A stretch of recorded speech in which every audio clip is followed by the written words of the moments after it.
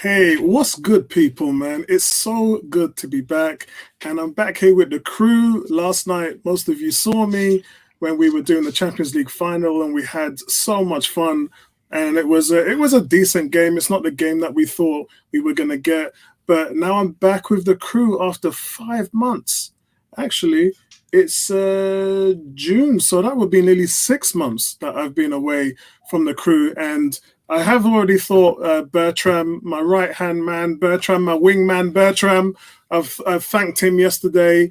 And I just want to say a big thank you to Nabil and Ebony and Neomis. Tony's not here, by the way. Birthday weekend for him. And I want to send a big, massive thank you to everybody. I did a video a couple of days ago naming everybody who was there, chipping in. But listen, big special thank you. And as you know, I'm taking you guys out in July. We're going to go down Bird and Holloway Road and have a drink. And I'm going to meet up with Bertram in New York, hopefully September or October. My 25th wedding anniversary, I'm taking my wife there, and we still haven't celebrated for it. Nabo, how you getting on, bro? I'm cool. Just trying to, see out the season and just start looking forward to the transfers. I think we all are. Put it all behind us, start looking for what we can do in the window. I think that's what it's all about. I mean, and this is the closure of it, isn't it, really? Get the player ratings out, closure, move on. Yeah, I mean, we've got one more next week. Next week we'll be doing, we'll be going through certain awards for the team. Most improved, young player of the season, best player of the season, most disappointing. We'll do that next week. We'll try and string it out as much as we can, or we might do it midweek this week. It depends really where everybody's time is.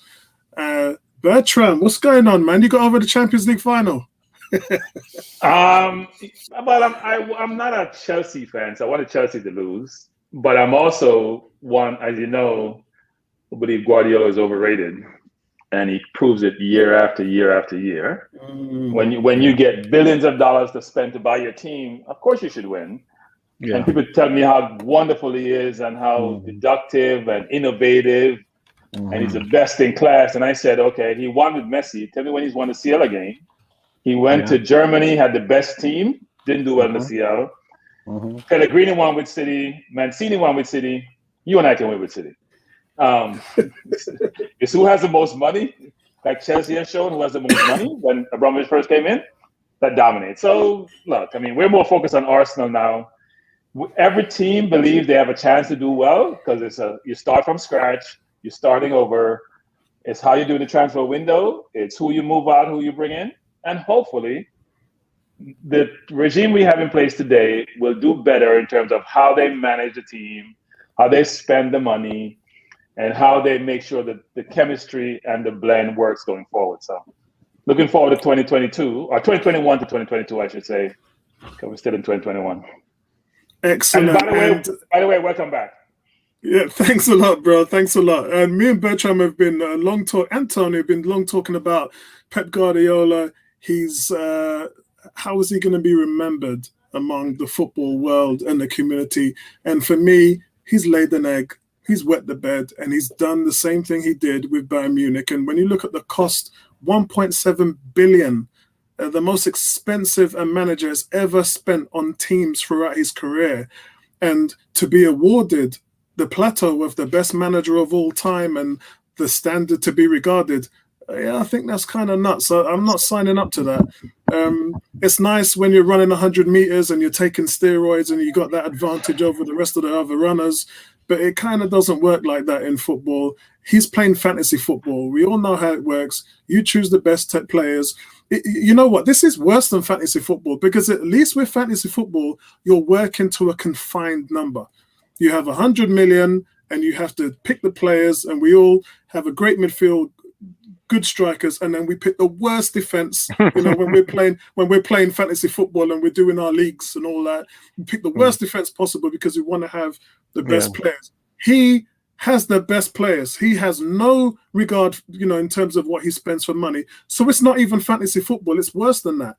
This guy is just he's living the life of a king in regards to the footballing world. Not Jose Mourinho to a point. I think Bertrand brought up last night, there's the Inter Milan Porto. So yeah, let's give him his respect for that. But Pep Guardiola's got to take his licks. He's got to take his licks. So Ebony, how are you doing, my queen? How are you doing? I'm fine. Yes, I'm fine. Thank you very much. I'm glad you're back. We all are, really. What do I hope for? Well, put it this way.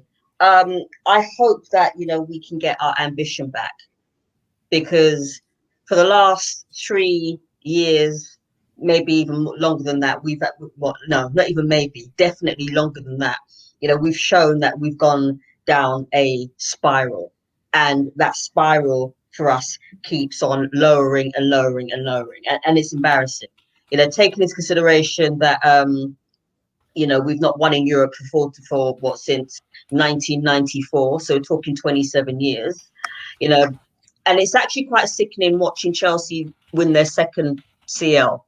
It's actually quite sickening, taking into consideration that we had the opportunity in 2019, but we screwed up with that one. But at the end of the day, us as fans have ambition, but do the owners have ambition? And the answer is no, they don't. So I'm just hoping that with this transfer window that we're going in, that I don't care who we buy, and I'm not interested in spending 70, 80 million pounds on a player. What I want is our players that can actually do a job. And we've been in a position where, we've bought players who have been really good on YouTube. And this is why I don't watch YouTube. They've looked really sexy on YouTube, and then they come to us and they're complete flops. Xhaka, Kolasinac. So, I want to see some ambition in the transfer window. I want to see some ambition in getting rid of some players, Xhaka. And, and just hopefully we can get our ambition back, because we're just also rans. We really are also rans. I mean, it's to the point where if Pep was to come and manage, would he actually do a job with us?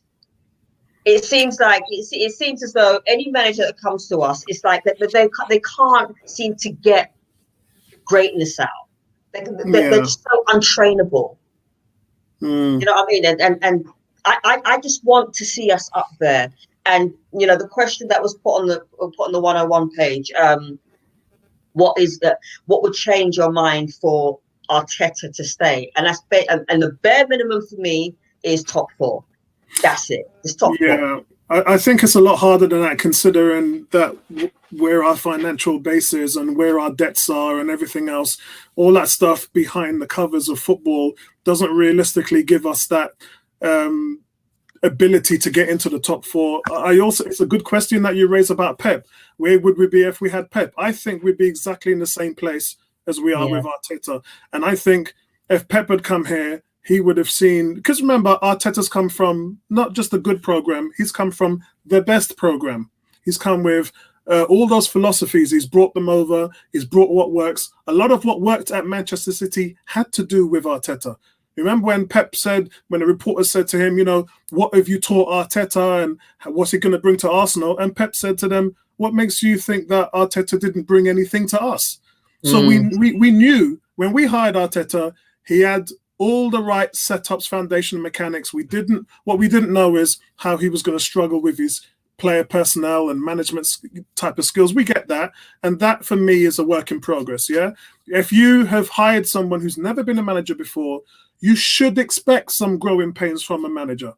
As I said, when I was a manager at my company, Lyrico, I struggled in the first year or so, just learning all the people skills. And I tend to think that I'm quite a people's person. But what I had to learn was how to manage that, how to, what we call in the business, how to disc profile, how to flex towards people who you wouldn't normally get along with. In order for a manager to be successful, that has to work. You can't turn your back on it and say, you know what, me and him, we don't get along, so it ain't happening. No, this is football. In management, you've got to make everything work. Otherwise, it will capitulate like a pack of cards. Also, a lot of what Arteta's done is, for me personally, a bit like what Pep did last night, was underestimate opponents. Can't afford to do that. There's been too much, for me personally, there's been too much of the underestimation of opponents. And you can't do that. You know, we did it against Fulham. You know, we can't do that. So, you know, I'd like to see less of that. I'd like to see less tinkering. You know, when you think about players that have gone on loan, we've needed them. One of them has been AMN even. Ainsley has been that on loan player at West Brom that we've needed. We've needed personally, I thought that we needed Guendouzi.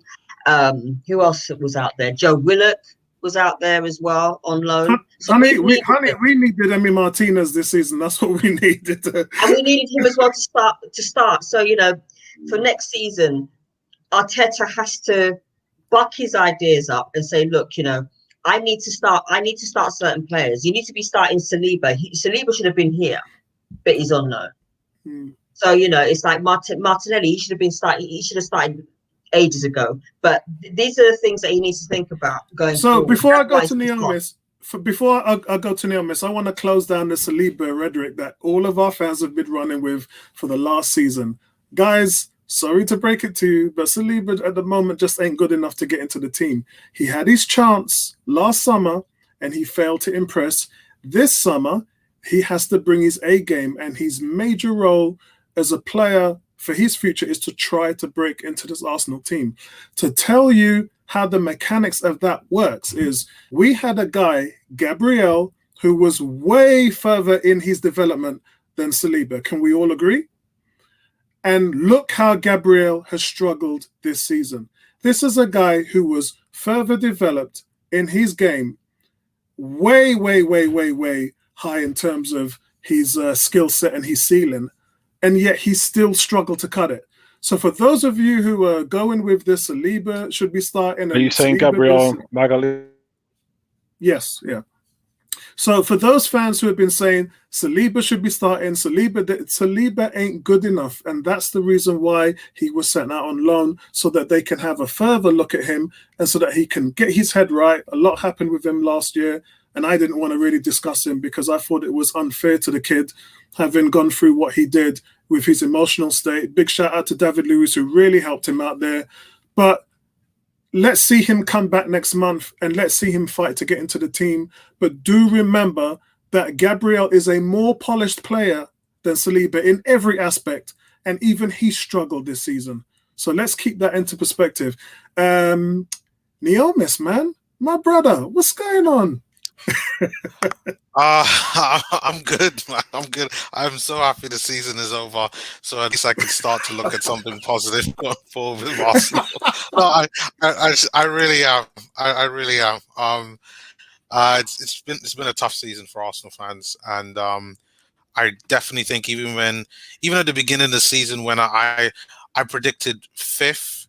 And even then I thought it'd be a struggle. I thought I would see significant improvement based on last season, and I think that's the part that makes it difficult. But we got the Euros. I'm hoping that the scouting department is got their eyes open to identify what we need, and I'm trying to be very tight-lipped and not jump to conclusions.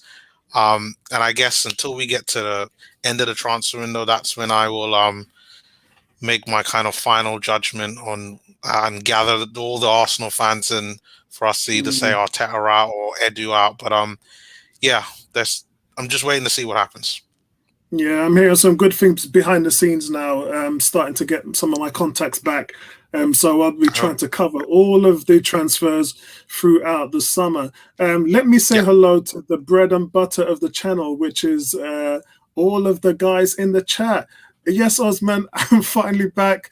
But listen, I've been here supporting the guys in the panel all the way through the last 6 months. You've heard me typing my fingers till they're sore, just trying to add some addition to the streams. Kuke, yeah, Paula's back in the house, baby. 18 Saints, happy to see the full panel again. Kuke, again, I told you off last night for being cheeky, mate. He's saying that means all our messages are going to be read now. Those guys did read your messages, but listen, Kuke, I'm tempering my voice. So even now, I feel a little bit weak, so I might not be able to to go through all the comments. Kuke grew up with his grandmother, so I forgive him. He grew up with his grandma. It's five in the with Kuke. Then Rami grew up with your grandma.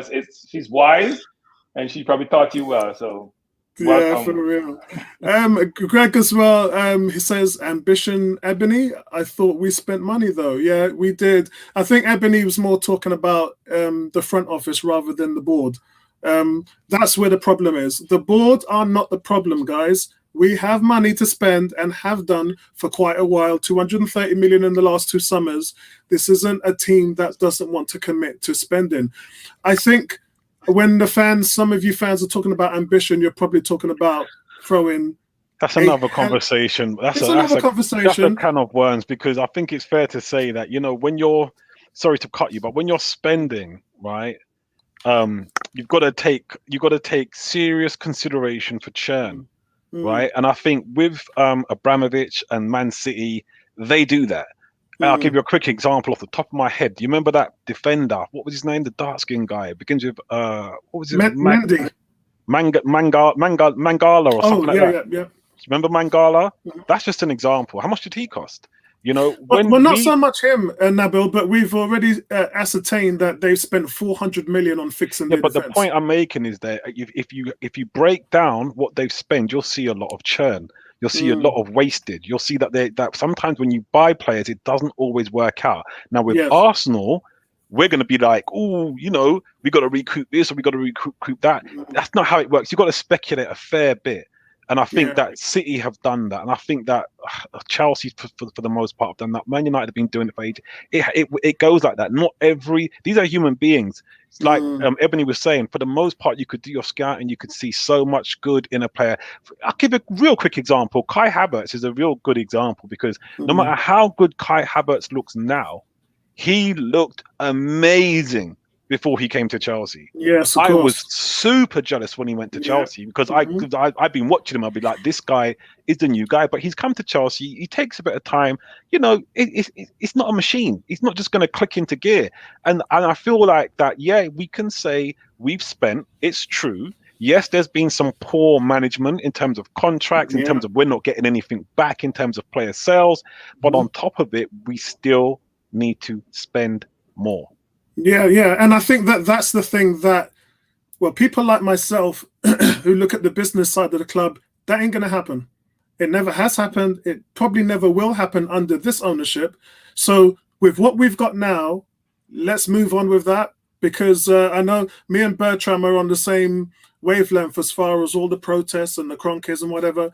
Guys, they're not going to change, and because the club ain't going to change. It was like that long before the Kroenkes took over, and the only reason why they were fighting the Kroenkes because they thought that he was one of those players who would just throw money at the club. That's why they said, we don't want your sorts around here. And when they realized that Kroenke was in it just for the same reasons as Peter Hillwood and Chips Keswick and all Lady Bracewell and all those other people, that's when they were like, we welcome you with open arms, because to them, Arsenal's a business, and that ain't going to change, guys. But what they have been doing is they've been putting money into the club.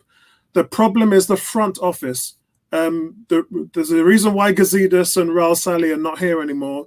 Vinay, Edu, they're the guys that are really pulling the strings, and that's where the problems is. That's where it's not working, and that's what needs to be fixed. And what I would like to see, even if Arteta takes the fall for it at the end of next season, these guys cannot go unsung. We have to be able to understand where the problems are and locate our frustrations at the right places, rather than just blaming the board or blaming Arteta. Those things for me don't work. Yeah, but again, Nabil said that's another topics matter, and we might address that in the off season. We might have a video on that. Pro Lover, good to see you, man. Ebony, you were missed yesterday. Yeah, Ebony was missed yesterday. Champions League. I wasn't in a mood to watch any football. Seriously. Well, that's the thing. We needed you to slag off Chelsea and Man City while we were there. I slagged them off afterwards, so hopefully that counts. Osman said Chelsea have 26 trophies. Arsenal have 31. They have more money, probably valued higher. Not sure about the franchise number. Yeah, London's blue. Look, Chelsea are getting what they they deserve. They spent the most money out of every team in the league last summer because they had the collateral there. You know, the two go together, don't they? You get back what you put in. So all the other clubs who are fighting to get into that place, they're all struggling. We're in the middle of a pack thing now where we got to be smart with our money. The clubs like Leicester and etc. and Everton, they've been smart with their money. Arsenal haven't. So we need to get to that step where we know what we're doing with our cash and we know how to spend it. But as Nabil said, we are going to make mistakes. All clubs do, and we just have to take that as churn. Man, Sentiment, you've changed your name to Love Football Hate, but I'm going to still call you Sentiment. Big up to you, my friend, and thank you for supporting the channel in my absence. Same to you, CJ. Look, all of you lot are going to get big ups here. CJ said yesterday, proved Chelsea are the biggest team in London. And now yes, you know, I agree with that. I don't think there's anything that we can disagree with there. And again, guys, forgive me, I can't read all your messages because I'm trying to use up what little lungs and energy and air that I have for the stream tonight. But keep your comments coming and I'll read the important ones. And also don't forget, big thank you to you guys who have donated to the channel as well. That is huge because, as you know now, what we do isn't for free. You know, we have to pay for this service. So all of you guys' commitment does help. So I would say keep it coming. And thanks for the people who have committed money to the channel this summer, and look forward to seeing some more commitment from you guys. But overall, Niamis, I think things will be a little bit settled this summer, and I think we'll have a little bit more of a streamlined workings around the club and the front office. But let's wait and see. I mean, we're in big debts now. Let's not forget that. Yeah, let's not forget that I think we levied our government loan, so we've given it back to the government, but we've taken it from elsewhere. Obviously, the reason for that is that had to be paid off by the end of this year. So the pressure was there. Now we've sort of levied the money and deferred it. Now we don't have the pressure that all the money's got to be paid.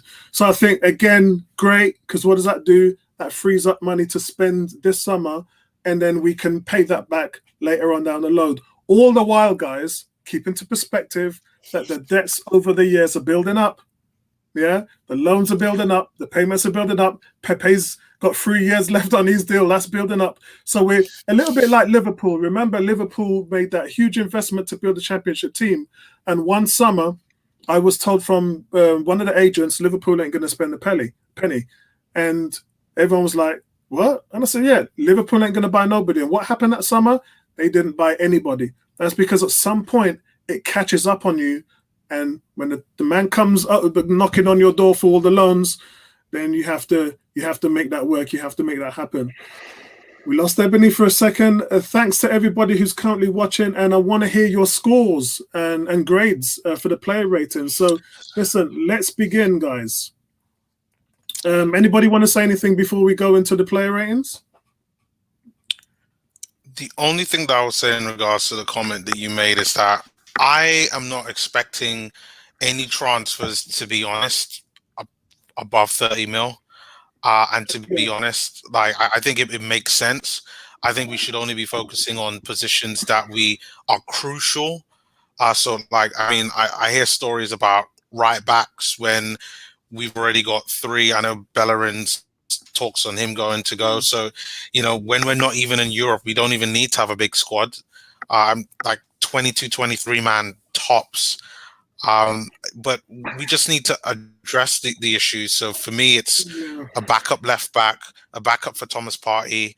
If players do leave, like all the rumors are talking about, like Xhaka and Leno potentially, you might have to replace some of those or bring in someone.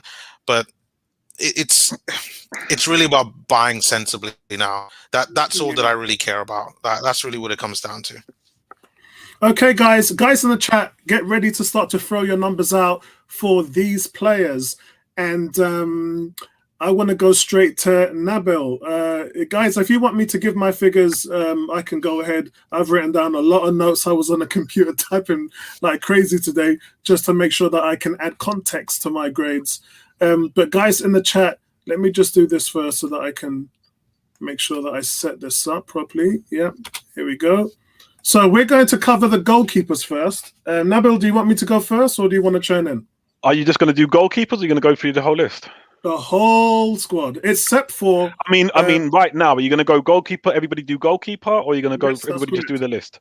Yeah, that's our new format. I think you should start because you're work it across the top. You start and go. Okay, yeah. Before we used to do player by player, but it took quite long with the streams, and we were struggling for time those days. But now we just do them by sections, and it works really well.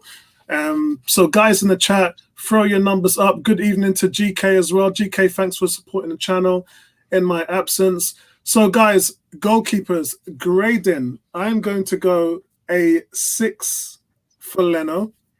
Good shot stopper as always. Unfortunately, as you guys know, shot stopping is not the only part of the job.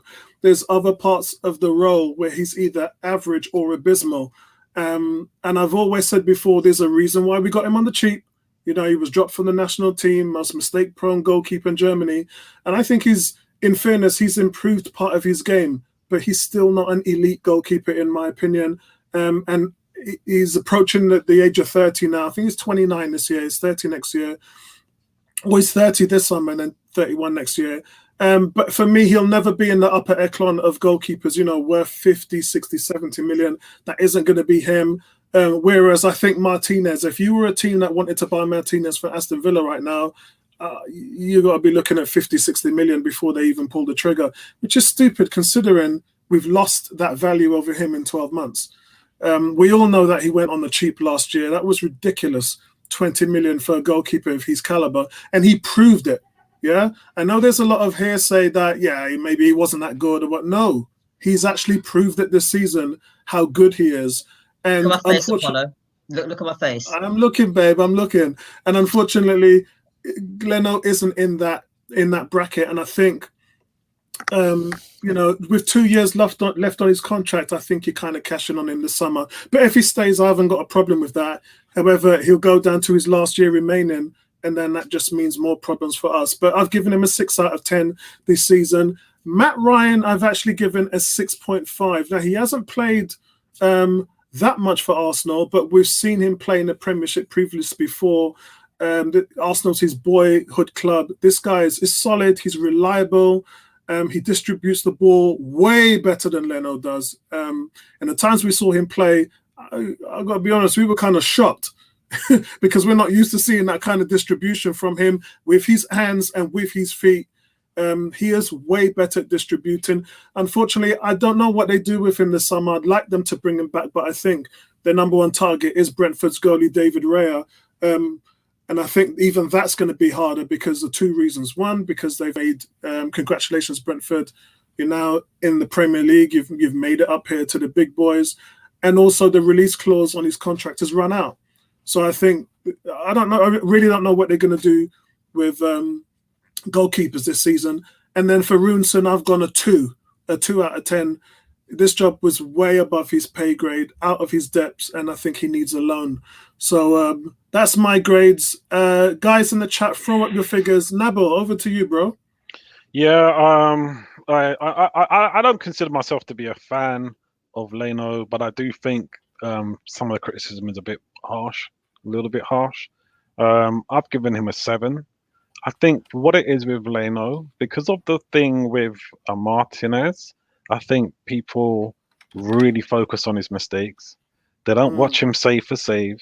Some of the saves that I've seen him put off are some of the best I've seen in the Premier League. He does pull off some really good saves. And I just think that a lot of the time it just gets, washed away. The moment he makes a mistake, he flaps at a corner. I mean, come on, let's face it. His distribution has surely with his feet has not been great at all. Yes, he's made mistakes, but I mean, I saw Alisson make a couple of howlers the other day, and then but can you judge him his whole season on that? Me, I've given Leno a 7 because I do watch those, as an old goalkeeper myself, I do like a good save and I do watch those saves and I do think, they do get overlooked, but his mistakes have pegged him back a bit. But I think 7's a bit fair. Ryan, I don't really have a great opinion. I'm just going to give him an average, just a slightly above average 6. Because he ain't really had enough time, really, to be fair. to be graded by me. And Monison, I agree with you. I've given him a 2 as well. I mean, like I said, like you said, he was out of his depth, to be fair. So let's read some of our, before we go to Bertram, read some of our guys who have left their figures. Cool K's gone, Leno 7, Ryan 7, Runison 3. Pro Lover's gone, Leno 7, Ryan 6, Runison 1. GK's gone, Leno 5, Ryan 5, Runison 2. G's gone, Leno 6.5, Ryan 7, Runison 0. Come on. And Sentiment has actually said the guy recommended Ruin to be sacked. Yeah, that's Edu, man. You know, you win some, you lose some. 18 has gone, Leno 6, Ryan 6, Alex 1. Leno's not even really beaten out Ryan for much of this grade. Bertram, over to you, bro.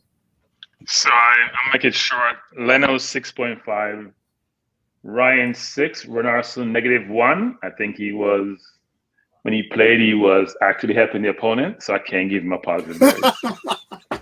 Yeah, it's not possible. He was not a player for Arsenal. And not to kill the kid, because I'm sure he's trying. I don't want to kill players, but he wasn't an addition. It's very disturbing, actually, to in mid-season go out and pick up a player who supposedly was scouted. And so you ask the question, what is your scouting system you're using to go buy a player who, frankly, is not Premier League level? I'm not even sure if he's League One level. Maybe League Two. I mean, it's disappointing, actually. No, and it's not. Could you watch him keep? I know he's nervous. It's a big team and all that, but he didn't demonstrate any goalkeeper fundamentals which suggest he should be in goal.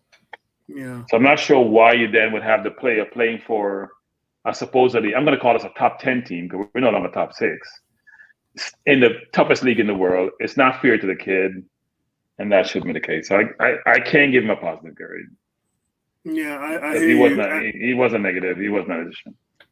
We've got big shout out to Kez. Kez, you normally join us on YouTube, so it's good to see you on Facebook. We've got, again, Facebook 101 watching us. How you doing, everybody? And we've got Football Banter on Facebook watching us. How are you guys doing as well? Thanks for joining in. We've got 27 people watching overall. Kez has gone Leno 7, Ryan 6, and Runison 1. CJ has gone Leno 7, Ryan 6, and the poor kid 1. Neomis. So for me, I'm going to give Leno a 6.5. I think he's been good. I actually think he's been better than last season. I agree that he's definitely improved a lot from just his ability to command his area. I think he's done pretty well in that, but still a few shaky moments. Some of the decision making, I think probably the one that I'll never let go is grabbing the ball outside his area. It just doesn't make any sense for me. But I think overall a good improvement. I agree with you that he's not a top draw goalkeeper. I don't think at any point I've ever even believed that, but I think he's a good solid keeper. You could see that, we bought him for what, 20 mil. And I think that's, I think that's exactly what where he is. Maybe he hasn't grown to levels that people would have liked, but I think if we do sell him in the summer, it's a shame it's kind of COVID has kind of messed up prices, because I definitely think we probably could have sold him for maybe 25 to 30 mil for that. But yeah, I think he's had a good solid season. Ryan, I gave a 6. He hasn't played that much. I think he's only played about 3 games that I could remember. But I thought he looked good in those games, but not enough for me to kind of give him more. I would like us to sign him because I have a feeling that he actually might be just as good as Leno, if not better, if he was to give him more games. Maybe if he got on a proper run in the Europa League for me to be able to properly judge him. But at the very least, Ryan should be, at the very least, as good as to be an Arsenal backup. And then Runnison, I gave a 3. Again, from the first time I saw him, even before he conceded a goal, I knew he wasn't good enough. And all of the stats said that he wasn't good enough. And I don't understand where Edu thought that he was ever going to be good enough for Arsenal. Like, because all the stats showed that he just was not, he wasn't it. I think the only stat that he even came close to Martinez and was better than Leno was that commanding his box. And that was just because I think he's just taller than Leno. And that's it. I'm changing some of my grades here, which I didn't think I was going to do before I come to Ebony. And the reason why I have to change the grades is because look at our scores. Our scores are on average about 6 or 7 for our goalkeepers. And we have to put into perspective that we're talking about the 3rd best defensive team in the league. And we're grading the goalkeepers around 6 and 7. So what this means in theory is that the defensive line have been doing their job. If we think our goalkeepers are slightly above average, then the defense is where the strength has been. So I'm looking back at it now, and I'm bumping up a few of my figures, 0.5 or 1 point or 0.5, because we can't sit down here and say, Mari shit, Tony wasn't great, Louise wasn't bad, Holden was terrible, because how can we talk about that in the sense that this is the 3rd best defense in the league out of 17 teams? So somewhere along the line, guys, we have to put perspective on the performance as a whole. So I've had to increase a few figures there. Ebony, before I come to you, Sentiment has gone. Sentiment, tell me if you still want us to call you Sentiment or Love Football. Hey, I don't think that kind of works. I think Sentiment is still the gig right here. He's gone 5-5 for Leno and Ryan, and he just obliterated the poor young Pitney them. Ebony. Right. Leno, I'm giving him a 5.5. Don't get me wrong. There have been times when I know, look at Naomi's face. There have been times when he's been heroic. Yes, he has pulled off some great shots. He's pulled off some great saves. He's actually saved our bacon. But at the same time, as you say, Apollo, it's not just about shot stopping. It's about how you command your area. It's about how you command the players around your area.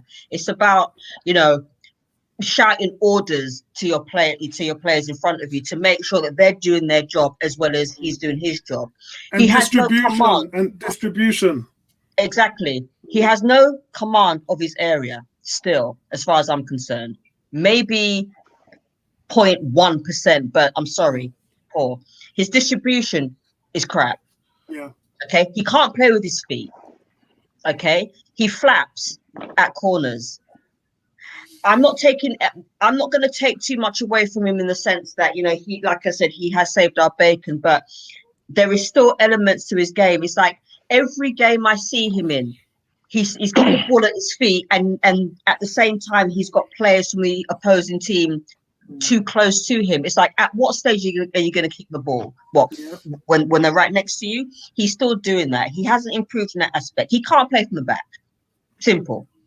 So I'm giving him a 5.5. Sorry, but so I have a question actually. So Apollo has extolled the virtues of the team in terms of their defensive prowess by saying we're the 3rd best defense in the league.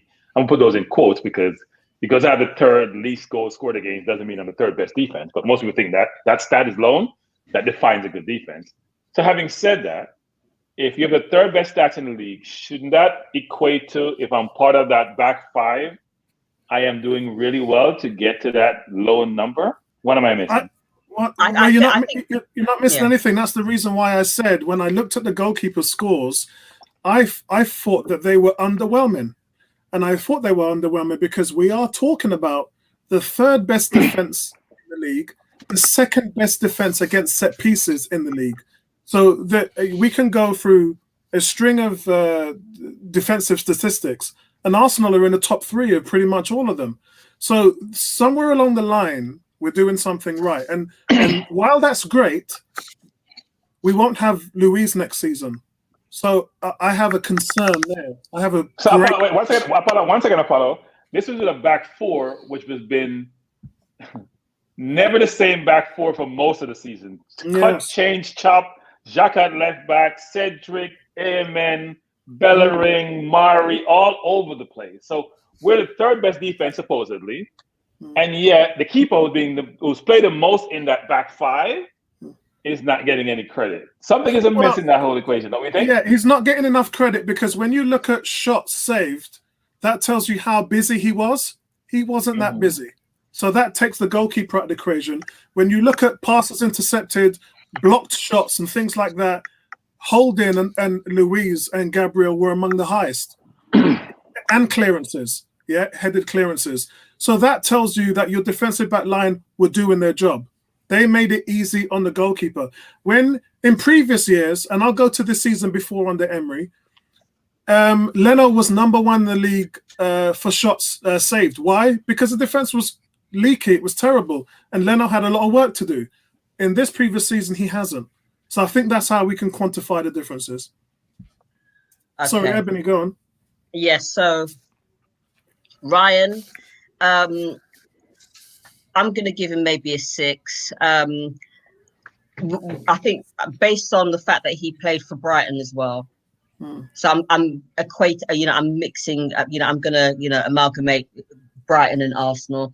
I think, his command is better. He's a better shot stopper. I'm not quite sure if he can play with his. Actually, no, he can play with his feet a lot better than Leno. And I think that he's a good prospect. But will Arsenal spend the money? I don't know. Or will Arsenal? They want David Raya. They want Brentford's goalkeeper, but he's now going to be in the Premier League next year. So I don't know how that's going to work out. Yeah, I mean, because Brentford, and by the way, I want to, extend my congratulations to Brentford. If that's the case, then I think we should put in a bid for Ryan and make him number one goalkeeper. I agree. I agree. Considering that we had a decent goalkeeper before Martinez, and he was sold. People can come back at me as much as they want about Martinez. Martinez is a better goalkeeper. As for Renarsson, -10. Oh, I thought Bertram said we shouldn't do any minuses today. My mother, 75-year-old mother, can do a better job. I've never seen. Actually, that's a lie. Oh, come. I've seen shakiness in goalies. This takes the biscuit. Ashley, whoever decided to look at him and think you're a prospect, you need a slap. Yeah, I don't think Bertrand graded him, so that's our first not applicable for the day.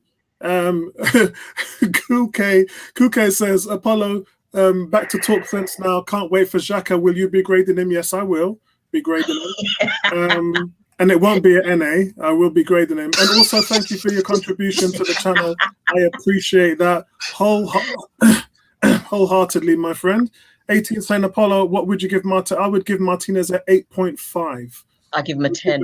An 8.5. It actually probably be close to a 9. We're not grading Martinez. We're not grading Martinez. Why are we talking about Martinez? But the question from plays for Aston Villa. Yeah, the question from Ozil in Turkey. Should we grade Ozil in Turkey? What would you give Ozil in Turkey? We're not grading. Apollo said, Apollo, who were number 1 and 2? Manchester City, who won the league, number 1, and Chelsea, who won the Champions League, number 2 defenses in the league. So and look, it stands to reason. Arsenal. Can I just say, according to fantasy football, Martinez was the best goalkeeper in the league. Yeah, and I've been saying that for a year.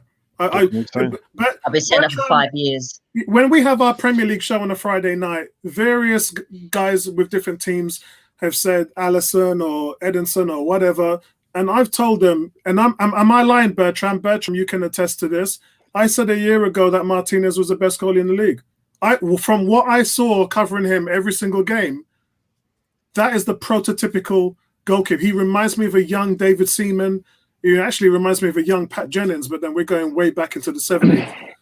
The guy is I wouldn't agree. I think it depends on how you define best goalkeeper. So when Ebony talked about the criteria to assess a goalkeeper, she mentioned a number of different factors, inclusive of how you distribute the ball. Nobody comes close to Edison distributing the ball. It's not even close. Yeah, that's true. Right? He's making assists from his goal. So if you use the whole criteria in terms of all the factors utilized, I think Edison is probably number one. Now, if you talk about command your area and shot stopper, but Edison is brilliant. With fantasy football, that's the thing. It's a points-based scoring system, and you won't get points for your distribution, no matter how clean it is. So it is a bit, And actually make 60-yard passes to go Dungan to score a goal. I mean, that's why. I know Nabil said, Leno's a great shot stopper. He's not wrong, but I remember Glenn Roeder when I was at Watford. Glenn Roeder was the trainer there for the youth team, and he went on to manage West Ham, as some of you guys might know. He always said to me, a good goalkeeper would be 40% shot stopper, 40% distribution, and 30% set pieces. Distribution is almost as important. Actually, it's as important as shot stopping, because your distribution, if you mess it up, can cost you a goal, and your distribution, if you get it right, can gain you a goal. So that's how critical that part of the game is. And unfortunately, I don't think Leno's a very good distributor. I think he's below average. So I think he's an excellent shot stopper, brilliant, fantastic. I think he's average on set pieces. I think he's improved on set pieces this season, actually, because before that, he used to try and fist the ball out and woof and miss on. Oh God, he was awful. But I think he's sorted that part of his game out this season. You've got to thank the coaching staff for that. But I think his distribution is below what's expected of Premiership level. Well, I think if you're going to judge the Martinez-Leno situation, I'm sure the Martinez number contributed to us getting Partey. So just think about Leno as a Partey-Martinez combination. That's what you get. I look at that 20 million as the second-year down payment on Pepe's fee. So that's why when everybody was saying, we've got 20 million to spend, I said, we haven't. Either way, we got some asset back for him. Either way. Yeah. So, guys, we're going to go now with our fullbacks. So, fullbacks for me, I'm going Kieran Tierney as 7.5. Solid for most of the season, had injury setbacks. Earlier, he struggled with pacey wingers. Earlier on, me and Bertrand was talking about how he got rinsed against Man United, rinsed against Saar, rinsed against a few of, quality wingers who just knew how to put one on you. But it seems to have worked on his angles, which obviously prevents you from getting beaten. When you look back at someone like Nacho Monreal, who wasn't the fastest guy in the world, he knew what angles to take. It's a little bit, we're talking now about a little bit American football where you're a cornerback and you have to shut your wide receiver off on angles and know how much space you need to leave them in order for when they take their first step, then you go. That to me is something Tierney hadn't really grasped. And it seems that over the latter part of the season, he has. And he's really improved there. He's protecting his lines. His gap play is really good. And I think when he was out of the team, now this is a real deciding factor. When he was injured, we lost everything defensively and on the attacking side as well. He's so vital to this team on both sides of the ball. And we really needed that from him. When he came back, that seemed to have solidified. Look, the guy just needs to get a good preseason behind him, work on his speed and strength training, and I think he'll be fine. He'll probably go on to be one of the best, if not the best left back in the league. So he gets a 7.5 for me. Suarez gets a 6. As you guys know, favorite player of mine, intelligent player, knows what to do with the ball in key areas, smart. It's got a good feel for the running lanes as well. Plays balls that puts defenders under pressure, but he's never been able to hold down a spot with the team. What are we now? He's 30 years old now. So it probably tells you the reason why he doesn't really have a future at the team. He hasn't been chosen over changes, maybe for that reason. He might be sold this summer, or he might be kept just as a reserve to Chambers. But for me, he gets a 6. Bellerin gets a 4. I know fans love and respect him. He's one of the statesmen of the team, one of the old guards. But he's been 2 years since his ACL, and he's just never looked the same player. The speed isn't there, and the darting runs are gone. And guys, look, the speed gives you those darting runs into the final third. But what the speed does, and again, akin to a cornerback defensively in the American Football League, NFL, your speed helps your recovery. Most defenses in the Premier League at times will make a mistake. Bellerin always had that recovery, that quick burst over 10 yards to make up for his mistakes, and he doesn't have that anymore. And at the moment, he's getting rinsed on both sides of the ball. He's not penetrating enough on the front end, and on the back end, his recovery is poor, and he's just not looked the same player. He's no longer first choice. We know that now. He hasn't started for a while for Arsenal, and he gets a 4 from me. His replacement, who has replaced him as a starter, Callum Chambers, gets a 7. His first choice. In fact, he was first choice before his injury. Yeah, he was first on the team sheet when Arteta first came into the club. Chambers was playing every single game at right back, not centre back or defensive midfielder. And guys, look, this guy is a major advantage defensively on set pieces because of his height, 6'1". His intelligent decisions with the ball makes a world of difference for the likes of Pepe. I've been loving the link-up play between him and Pepe over the last 5 games, which has gone towards our winning streak. And I'm happy to see him start at right back next season. So I just want to leave it there with him. Well done, Callum Chambers. And that's it for me, guys. 7 Chambers, 4 Bellerin, 6 Suarez, 7.5 Tierney. Nabil, over to you. Yeah, this is quick and easy, to be fair. Not really a lot to say when it comes to the fullbacks. Tierney, 8.5 for me. A lovely player. Really came into the team and just laid a marker down. And he's nowhere near his best, I don't think. If we can get the team that we need, and he's just an integral part of that, you'll see a lot better from him. So, lovely little player.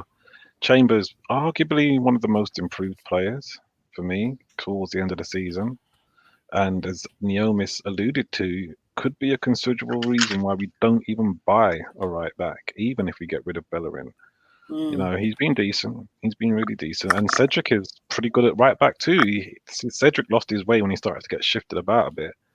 So Cedric was decent. But that being said, Chambers, I'm going to give him a 7. Purely because he would have got more. But you got to base it on what they do and what you see. And, he didn't get that much game time. Cedric, I think, was a 7 as well. When he did play well, I think he might have edged Chambers when he was playing well. I think he might have edged him.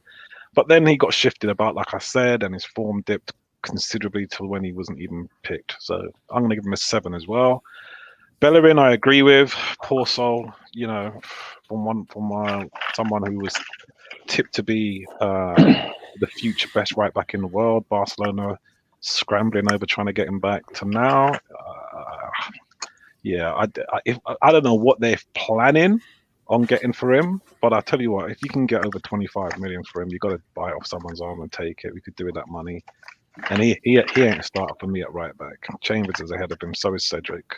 But I think, I don't know what the money looks like, but I'd have to say I agree with Neomis in that Chambers, especially as an English player, you could do well to just give him a run in the team. That's what my feeling is. Save some money as well. That's me with the fullbacks. Yeah, Nabil, I think if you can get 80 million from Lacazette, Bellerin, Xhaka, I think you've done well. I think if you can get 75 million from those three players, then you've probably done well. And that would be able to really pay off some things in the market. Like that would be able to get you an Aouar or Odegaard, and still have money left over for a backup left back, even though talks are intensifying now with Ryan Bertrand.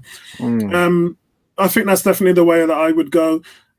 Bertrand, before I come to you, GK has gone Chambers. Is that the first one? Let me just check. Yes, it is. GK has gone Chambers 5, Suarez 3.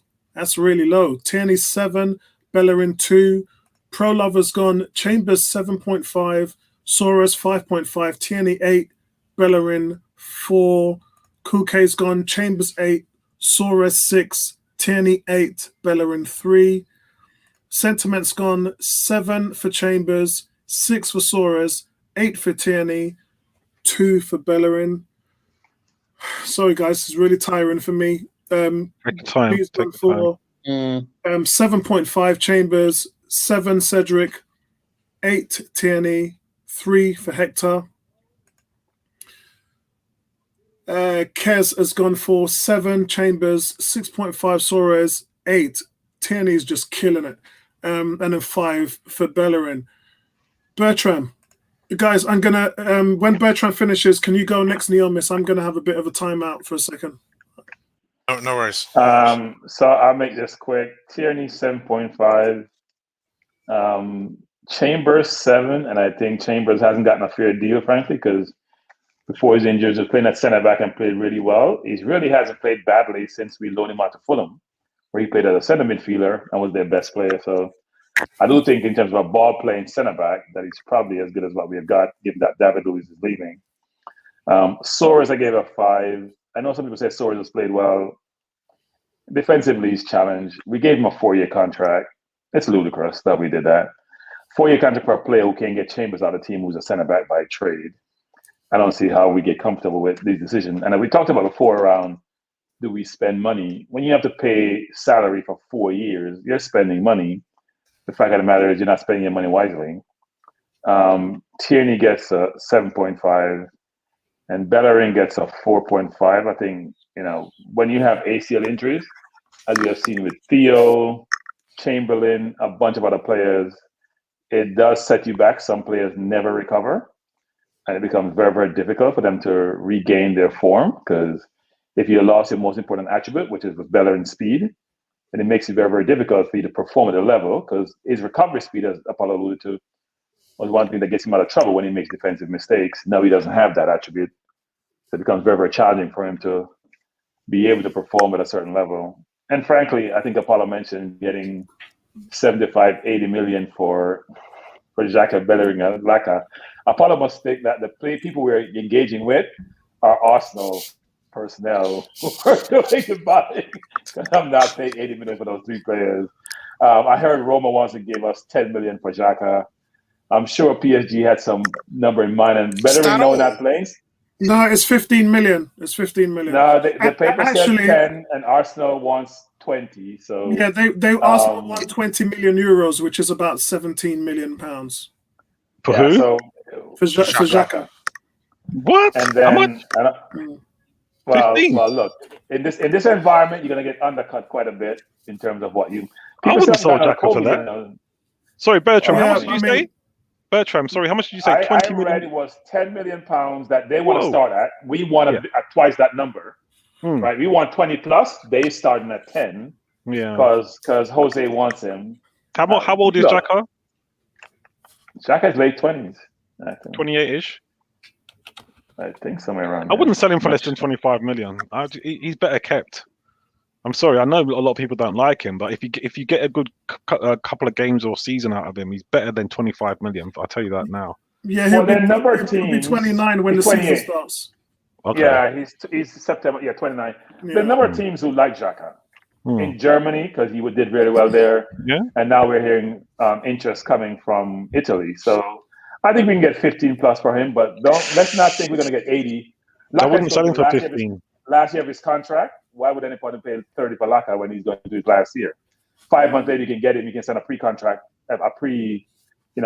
with you. Why would you pay 30 for somebody you can get for free, frankly, come next year? I'm not sure why you would do that. So it's not the best situation in terms of who we can sell. Guendouzi is there, Torreira is there. We can get 100 million for about 6 or 7 players.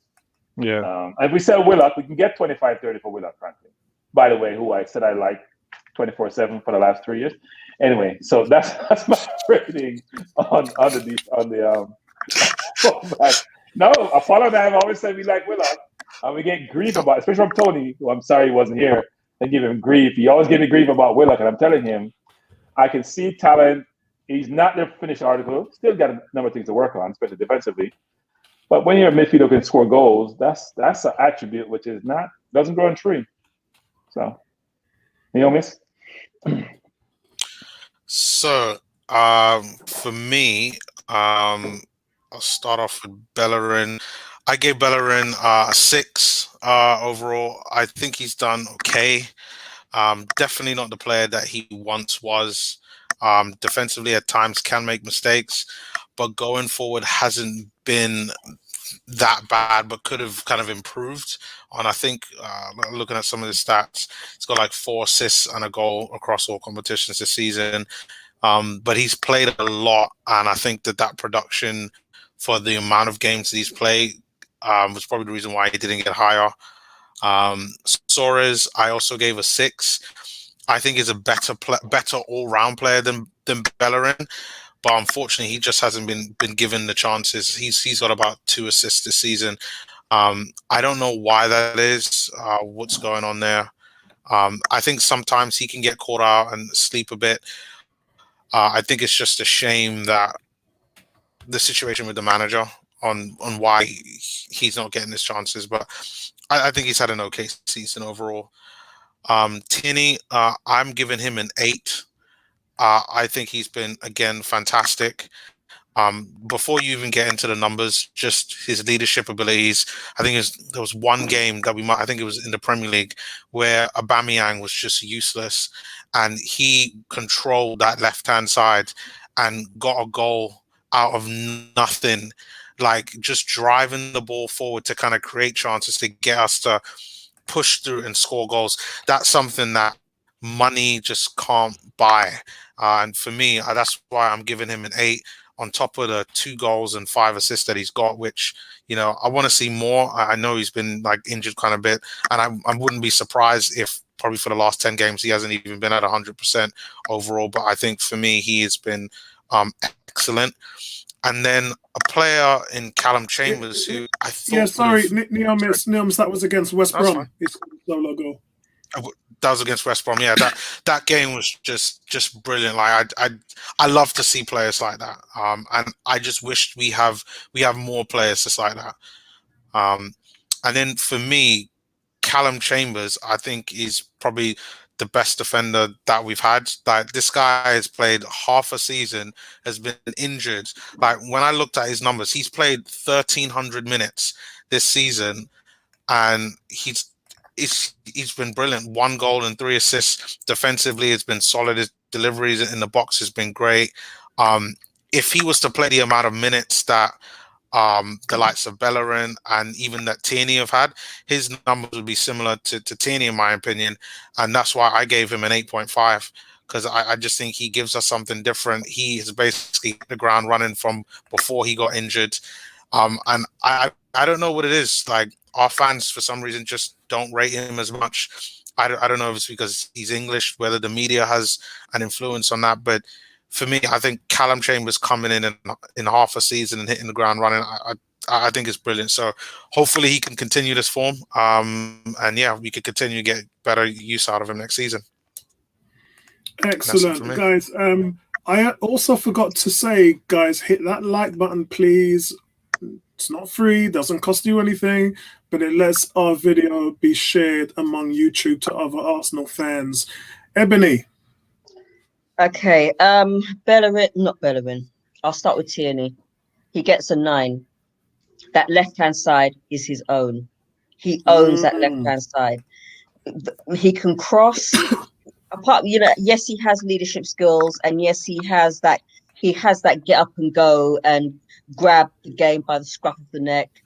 And the way that, yes, he has been scraped to pieces in certain games, but you have to remember, without him being on the left-hand side, I don't know where we'd be, because the way he controls that side of the pitch, the way he crosses, the way he runs, everything about his game is on point. So I have to give him a 9. And no, it's got nothing to do with the fact that I have his name on the back of my shirt.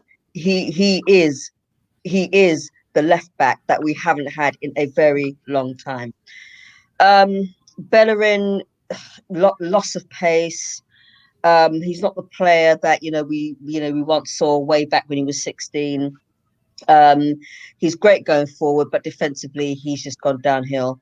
I'm gonna give him a 3. Suarez, there's a reason why, he starts now and again he starts ahead of Bellerin, or, fans want him to start instead of Bellerin because he's just a better all-round player. He can run, he can defend better. So I'm going to give him a 7. Chambers, I'm not swayed by all this. He's English, and and unless rate him for that. Rate him on his gameplay. When he's come in, he's done a job. And one of the things that I like about Chambers is that he uses his height to his advantage, which sometimes we don't have in defence. I mean, if you take Holden, for example, when he got roasted by 5'7" Sterling, he uses his height. So the fact is, so the fact of the matter is, I'd like him to stay, and I'm going to give him an 8. Excellent. So, guys, I don't think there's any. I might have missed one more grade there. No, I think I got them all. Although GK has said a couple of comments. GK, Xhaka, best off-kept squad player.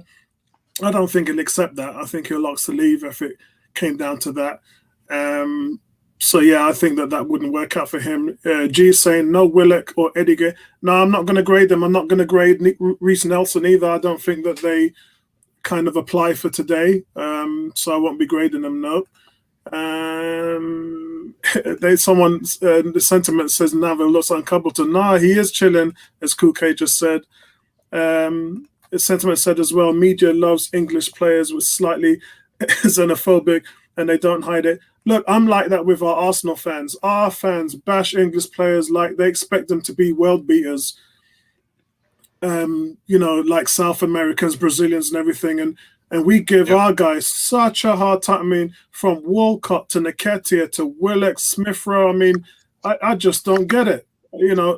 People were saying when Saka, me and Tony Cox used to watch the youth team up here where I live in Elstree, Boreham Wood, and Saka was on it. He wasn't the most talented. I think the most talented at that point was probably Reece Nelson. Reece Nelson was the guy who said, yeah, this guy's going to make his mark on the team, and Smith-Rowe. But Saka just blew them all away. But when he first started, people was rubbishing him out of the team. At the beginning of this season, I remember saying to Tony and Bertram, I've seen enough of Willian, seen enough of Bellerin, seen enough of Xhaka. Bolt them, bench them all, fling the kids in, fling in the Pitney. And the amount of fans that were saying, no, it's too much for the kids. The kids are going to break. Don't bring them in too easily. And what's happened? The kids come in and the kids are running the show. Who are our leaders on the team? They're not the veterans. It's the kids. Yep. So I was going to say, Apollo, with Ebony, and I think you've alluded to it as well. With me, and Chambers. And, when you're spending this money and you're looking at areas that you want to, refresh the team, I think Arsenal could do well with some good English players in the team, in the first team, regular. And I think Chambers could be that person. I think Holden could be that person. I think to be fair, we've got a what's the word? We've got a responsibility. We've got an obligation to, develop in English players in the Premier League. And not only that, personally, this is just my personal opinion. Personally, I think it helps get the referees, stuff like that. Sometimes the media on side, because they're old English guys, and you can't help, you've worked in sales, you know what sales is. People buy from who they like, and people like themselves. So if you're trying to allude to people, you've got to, and I think Manchester City kind of nailed that. And I think Liverpool, I think that all our rivals have kind of nailed that. Liverpool, Manchester City, Manchester United, Chelsea. You've got to try and have a little bit of a nucleus, maybe 2-3 English players, in your first team. And I think, to be fair, until Yomis came on today, I'd be saying, we've got to get Hakimi. We've got to get someone at right back. But really, what he said makes a lot of sense. We could do well to play someone like Chambers, give him a good shot at right back. Get yourself a nice centre back. We got some choices in there. Get yourself a nice solid centre back pairing. You've got Kieran Tierney, and look at the other areas of the pitch where you could really do with where there's a more urgent need. You know, like I said, Saka coming through. I'm not sure if he's going to be full-time first team for us, but if he is, that's the only English player I think is really full-time first team. So why not give somebody like Holden or Chambers a chance? And for me, I'd probably go for Chambers. I don't know. I'd probably go for Chambers because I don't see Holding as the right side answer in centre back. I like Gabriel. I'd want a partner for Gabriel, and I don't think I've not seen Holding in that position. I don't think Saliba's ready, but we could do well spending there. It's funny you say that because our most successful pairing all season long has been Gabriel and Holden. Really? Does Gabriel as Holden is slotted in? But he hasn't played that many games with Gabriel. How many games has he played with Gabriel? And that's my point. So, you know, talking about all the defensive statistics, that's been the best pairing, the most successful pairing in terms of who's on there has probably been David Luiz. Yeah, but I think that's the thing when you're doing these pairings, when you're looking to sort of gauge, you know, you've got to look at it quantitative. If you've only played like 5 or a handful of games, it kind of skews the results. When you're looking at someone who's played 20 games there, you can't compare it to someone who's played 5 games there. So I don't know how it would work. Jury's out for me, but I feel like if it was given to me right now, I think I'd give Chambers a run. Yeah. I'll tell you what's funny though. And I would agree because Holding to me is not good on the ball.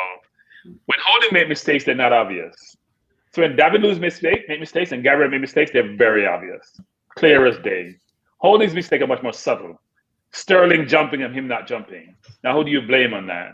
Right? Those mistakes, he doesn't make the blunders that other the other CBs make, but he makes blunders by being out of position sometimes. He made mistakes which people can't. The obvious it's not obvious to the normal person watching it, but you watch the game, you read the game, and his passing is atrocious. He can't pass to save his life. I think that's the only weakness that he really has. But I mean, we're going to go into Holden. We're going to address him now because his name's up on there. But I will say, Arsenal went 12 games without keeping a clean sheet, and before that, Holden had 8 clean sheets as a starter, and as soon as he came back, Arsenal started showing up the defense. So look, we can be overcritical at times as fans, and I think we've definitely been like that with Rob Holden. And yes, I'm shouting from the top of the hill because I'm a big advocate of his. I like the player. I thought it was a brilliant buy by Arsene Wenger. His last best brilliant buy was Rob Holden. And I honestly see him as a future Arsenal captain. I always have done. And I like his pairing with Gabriel, especially now that Louise has left. For me, I can't look past any other pairing. It's those two. That's a centre back, and I can't really see us going out in the market and bringing another person in when we're bringing Saliba back in, when we're giving him a chance. It really depends on what Arteta sees. Our problems are in the midfield. That's where we need to really focus our money. Well, let's see what happens when Mavropanos and Saliba comes back. Everyone gets a chance, and then he picks the best players, right? Because I'm not sure Saliba or Mavropanos have gotten a fair chance today. So, guys, we move on to the centre-backs. Guys in the chat have already started sending their figures through. Although I think we missed one. It's Prince. Prince, big shout-out to you, my friend. Prince has got his figures on here for the goalies. Leno, 7.5. Ryan, 6. Runerson, 2. So let's move on to the centre-backs. For me, David Luiz, 7.5. Vital part of our team's leadership. The responsibility he has had in terms of structuring this defense, the stability that we've had. Look, he's been amazing. We're going to miss him. When I read the forums, I hear so much people say, I can't wait for him to go. Why are we picking him? And come on, guys. I mean, I don't even think we need to talk about this. I don't even think it's a subject, but his quick ball movement out of the backfield, vital in starting attacks. At times he's clumsy and error prone. Yes, but that's offset with the major team leading performances that we've seen from him. We clearly missed him against Villarreal. He was a huge loss. And I think it was never, ever going to look good for us without that type of leadership. We looked flat. There was no one talking on the field. it was appalling. Those 2 games was, for me, epitomised the problems Arteta has with these guys. He's never had his best 11, and I think for me, we're going to miss David Luiz, 7.5. Rob Holden, consistent, solid. He's got the most clean sheets out of our starting back four this season. He does have limitations in passing, but towards the end of this season, we've seen him actually improve his game in that area. One of the biggest reasons that Arsenal conceded 39 goals was because of him. Now that Louise has gone, I'm looking for this guy to step up and be the leader, because if you sell Holden this summer, you're in trouble. Gabriel, 6.5. What Holden lacks, Gabriel has in abundance. Pace, strong at the centre of attack, can play the ball out the backfield with ease and accuracy. Also, player of the month 3 times this season. And I think he's easily been voted our best transfer of last summer. You know, for me, he's a signing of the season. But he still has a ways to go in his development. Makes rash decisions, too aggressive on the ball at times. At times we've been watching streams and it's just been a red card waiting to happen. He needs to refine his game as a starter in order to reach that upper echelon and become a solid starter with the team. And I'm going with Pablo Mari, 6. At times, unsung hero with the team, mostly plays error-free, but does make a few mistakes. He is tidy and reliable. 6'4" is our biggest centre-back at the moment. But sometimes he lacks a little bit of range in space, you know, might get turned once or twice. I think he'll be a good squad player for next season. So that's me, guys. Mari, 6, Gabriel, 6.5, Holden, 7, Louise, 7.5. This is the 3rd best defense in the team. I'm going to take a breather before I go into some of the chat votes and hand over to Nabil. Thank you, Nabil, yeah, Apollo. good. Yep. Thank you. Yep, take a nice break, mate. Well deserved, well earned. I think this is one of my most enjoyable parts of it, actually, the centre backs. I've been a big fan of David Luiz. I'm glad that we signed him when we did sign him. I knew what we was getting. I knew you're going to get an error-prone player. But quite frankly, he is the best passer of the ball in our team, bar none. When Ozil was there, it's probably different, although Ozil didn't really show it that much. David Luiz shows it game to game, game from game to game to game. You know, some of his long balls out to Aubameyang, I think Alba might have suffered by not receiving so many of those. He just spreads the ball so well. If you're talking about a deep lying playmaker, he's like a deep lying playmaker. But you get what you know what you're going to get with him. You're going to get some mistakes, and you're going to get some costly mistakes. But that being said, I think he made more mistakes last season. I think he was better this season. And for me, I'm going to give him a score that I don't think anybody else will give. But I like him. I like the way he plays, and I like clean, smart passing, and you just get that in abundance from him, especially out from the back. So for me, he's an 8.5. Gabriel, for a young player coming in, it's like what you said, Apollo. You know, Ebony was talking about it earlier on. You know, we get excited about transfers. You know, who's coming in and what sort of quality we're going to get. And Gabriel is an amazing signing. He's 22, 23. So he's so young. He's slotted straight into the centre-back position. You know, he's quick, he's strong. He's had some really good games. As with the whole entire teams, he's had some nightmares as well. But I'm excited about our defence with him. I'm a bit concerned about who's going to step in for Louise. That's a whole new thing. But Gabriel, like I said to Neomis, when it comes to grading these players, I'm talking about the whole season. From as far back before when we was 15th or 17th or whatever it was, 15th it was. And I think Gabriel has been quite consistent. I'm going to give him an 8. I think it's generous.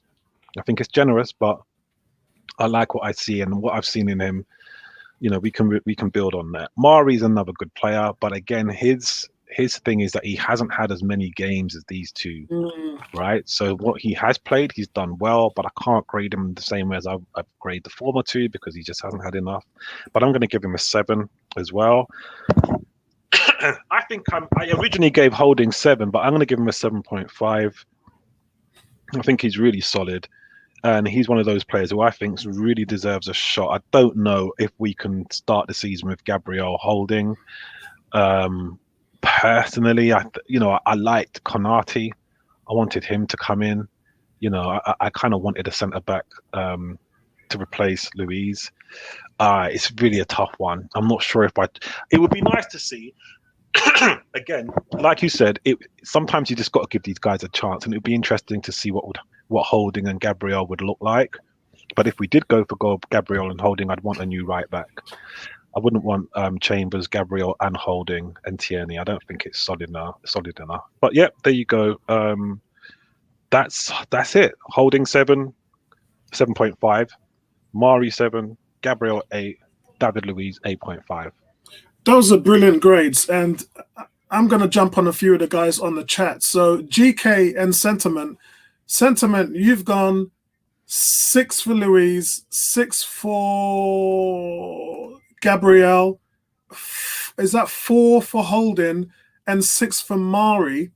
Then GK has gone 5 for Louise, 6 for Gabrielle, 5 for Holden, and 6 for Mari. So guys, this is the 3rd best defense in the league. And you guys are saying that they're bang average. That doesn't work, does it? The two numbers don't correlate. I know that maybe we are keyed on bad performances too much. Bertram talked about a few clumsy errors here and a few clumsy errors there. That doesn't dictate the whole performance of the season. And when you have a team that, especially Holden, when you forgot the most clean sheets, you must be doing something right. Gabriel leads the team in headed clearances. When he's in a team and balls come into the box, no one's getting their head on it except for him. Yeah, Holden's had the most block shots. He's had 47 block shots. That's crazy. So when we talk about this team and the defensive prowess, we're not giving them any respect if we're saying 4, 5, and 6, and we ain't doing our due diligence, guys. Big shout out to I think this is Tony Cox. Tony Cox sent me some a WhatsApp thing, but rotted. Oh no, this is Jimmy. Okay, friend of Tony Cox. Okay, so I'm just going to read his lot all out. Deep breath.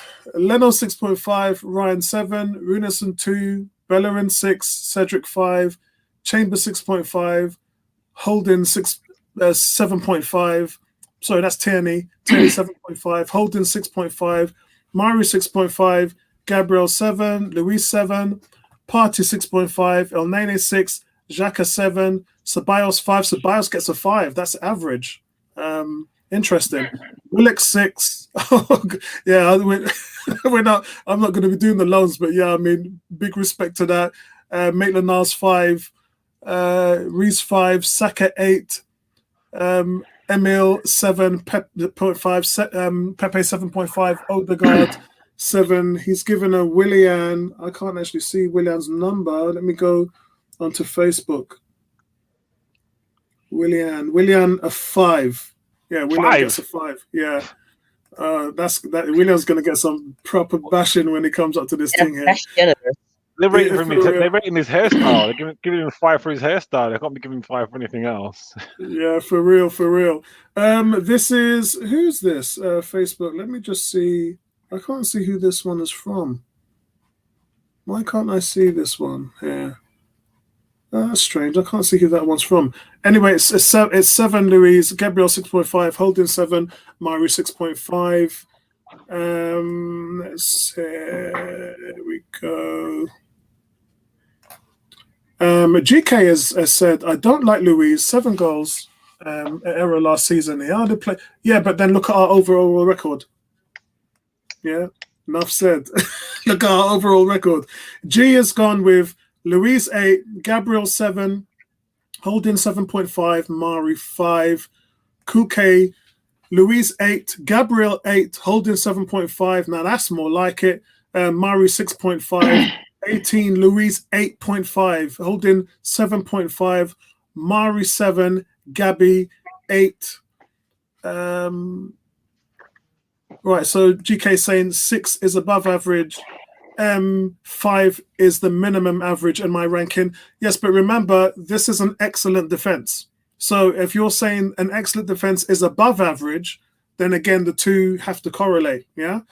And he's saying, I'm not hearing it, we came 8th. Yeah, we came 8th, but the problems with that wasn't on the defensive side. So that's why, we came 8th because of what's going on up front and in the midfield, not at the back.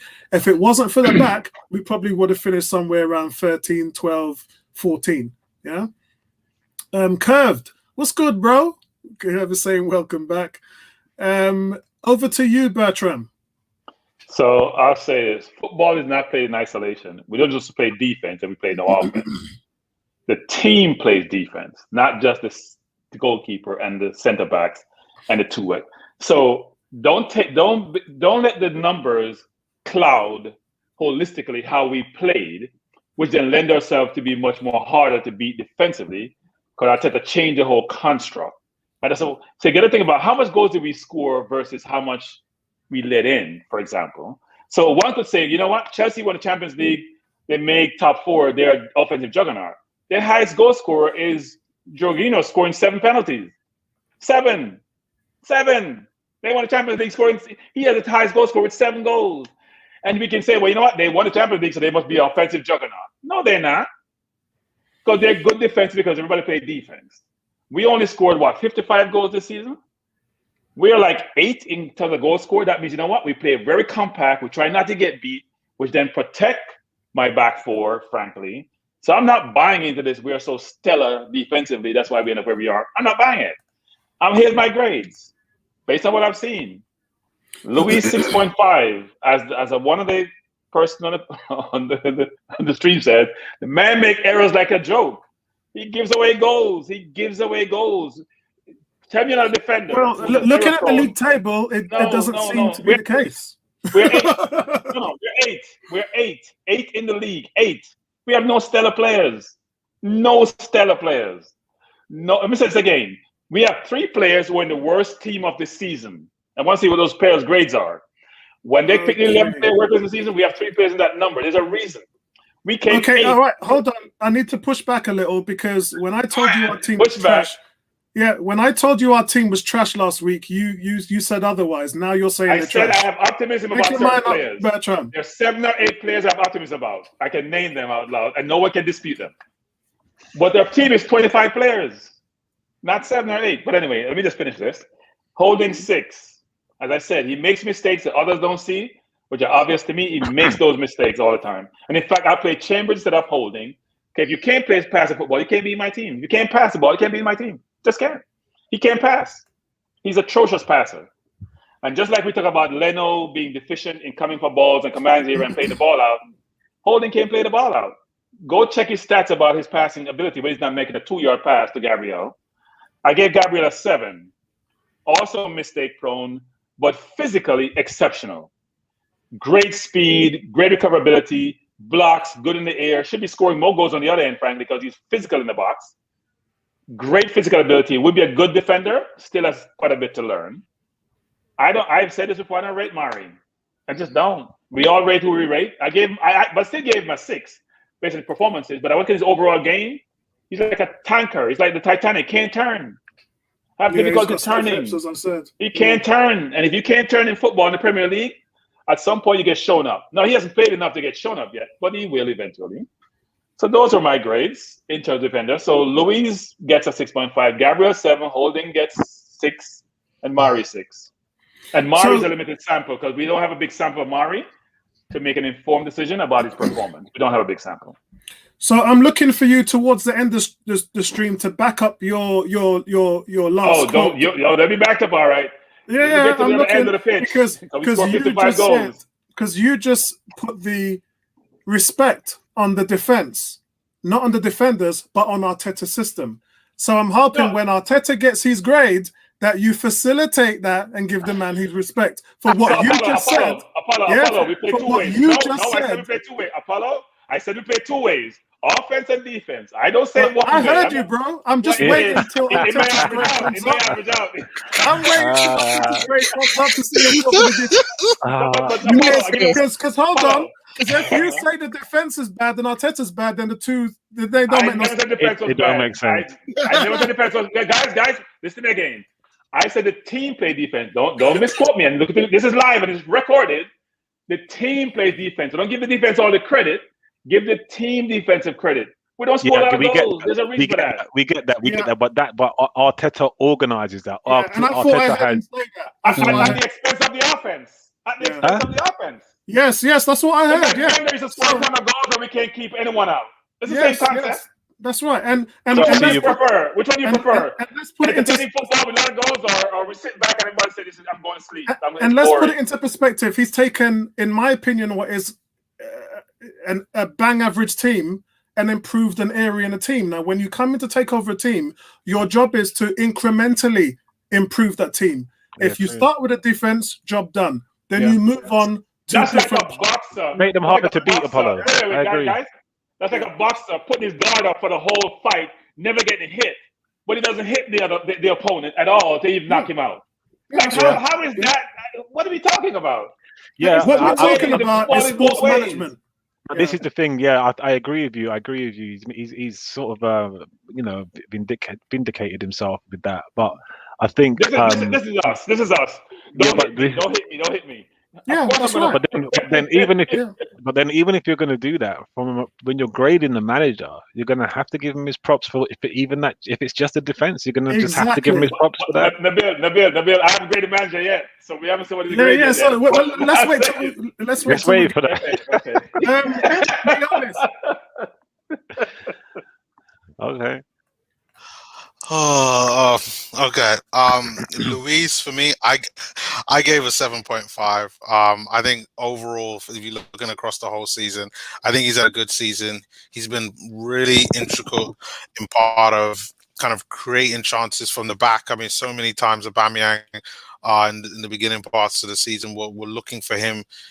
For David Luiz to kind of make those chances. So I really loving the gameplay from David Luiz, and then even more so that I kind of give him credit for. That's not even stats related. It's just his leadership ability on and off the pitch. You could clearly see he's a leader. Even when I was at the Emirates back in 2019 now, I remember watching when Arteta first took over and Reece Nelson was playing. And for me, I'm a Reece fan, and I watched David Luiz try to coach Reece Nelson to get things in line to, have more confidence. And I thought, you know what, that's someone that's a real leader, and he's continued on with that through his Arsenal career. So remember, Neon, when Saka signed his contract and they said who was the most influential player, he said, I don't want to mention any names because they've all been good, but David Luiz stands out for me. That's when Saka signed his contract. Yeah.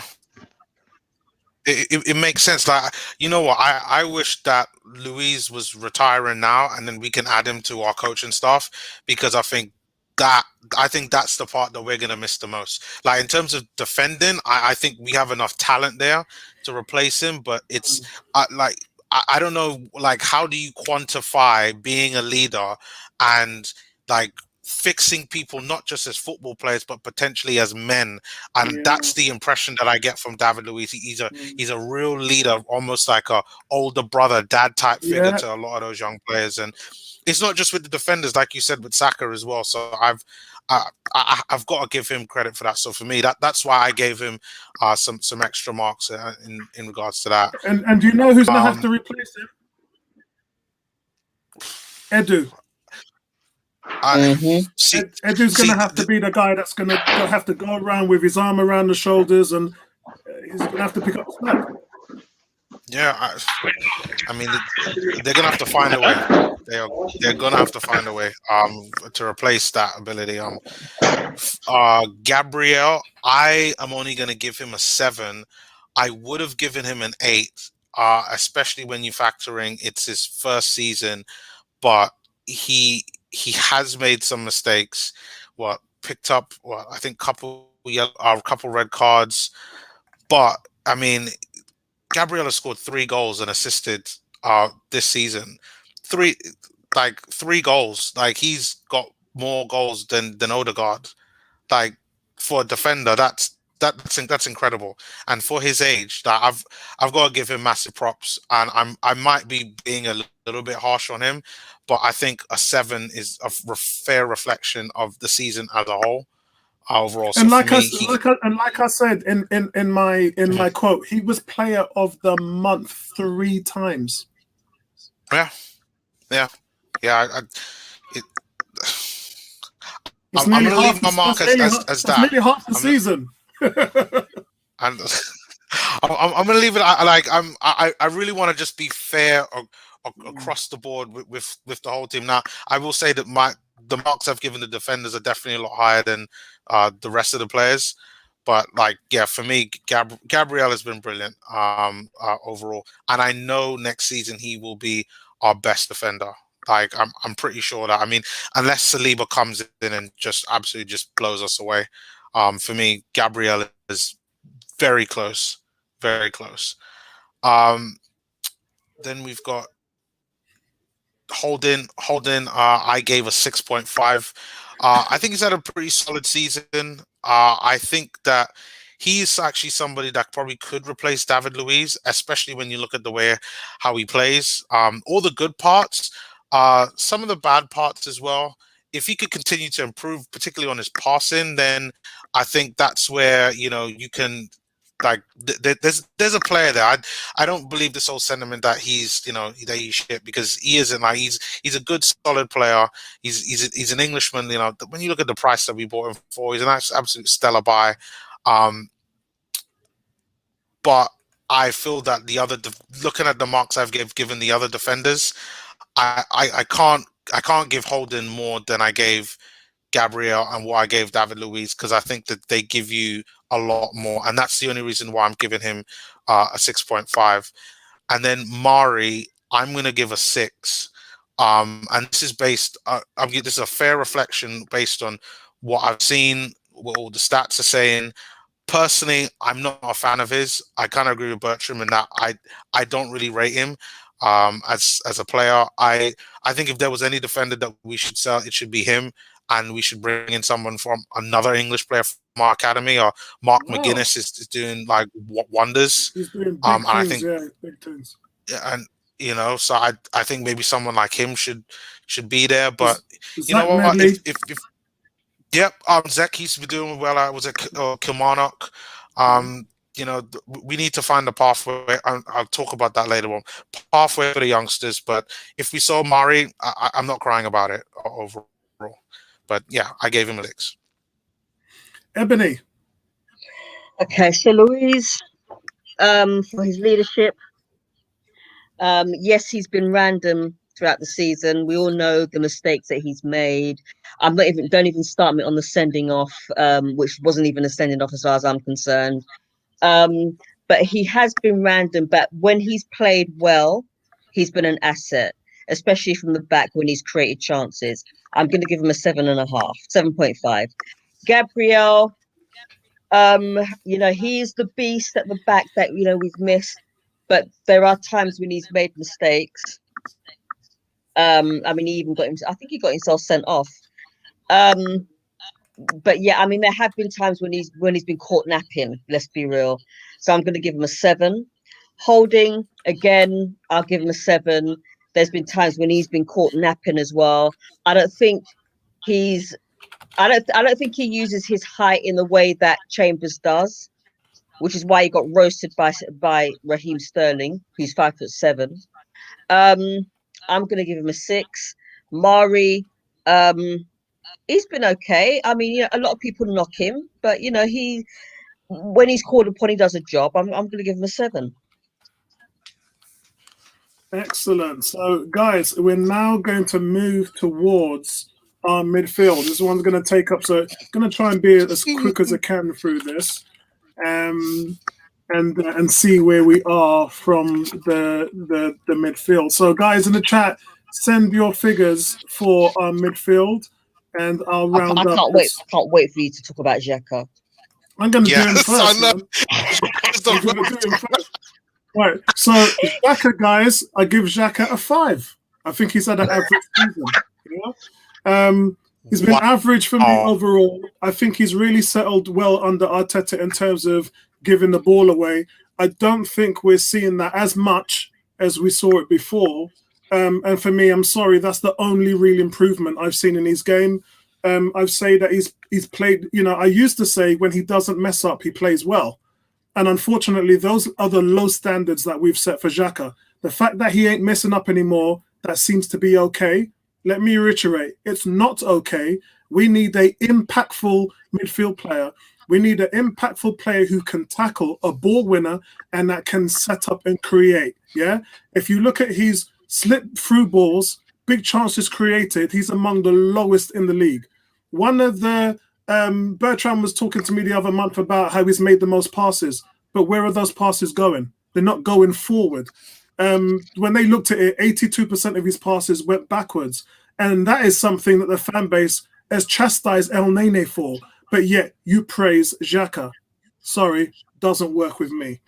The standards, guys, is what I'm talking about here.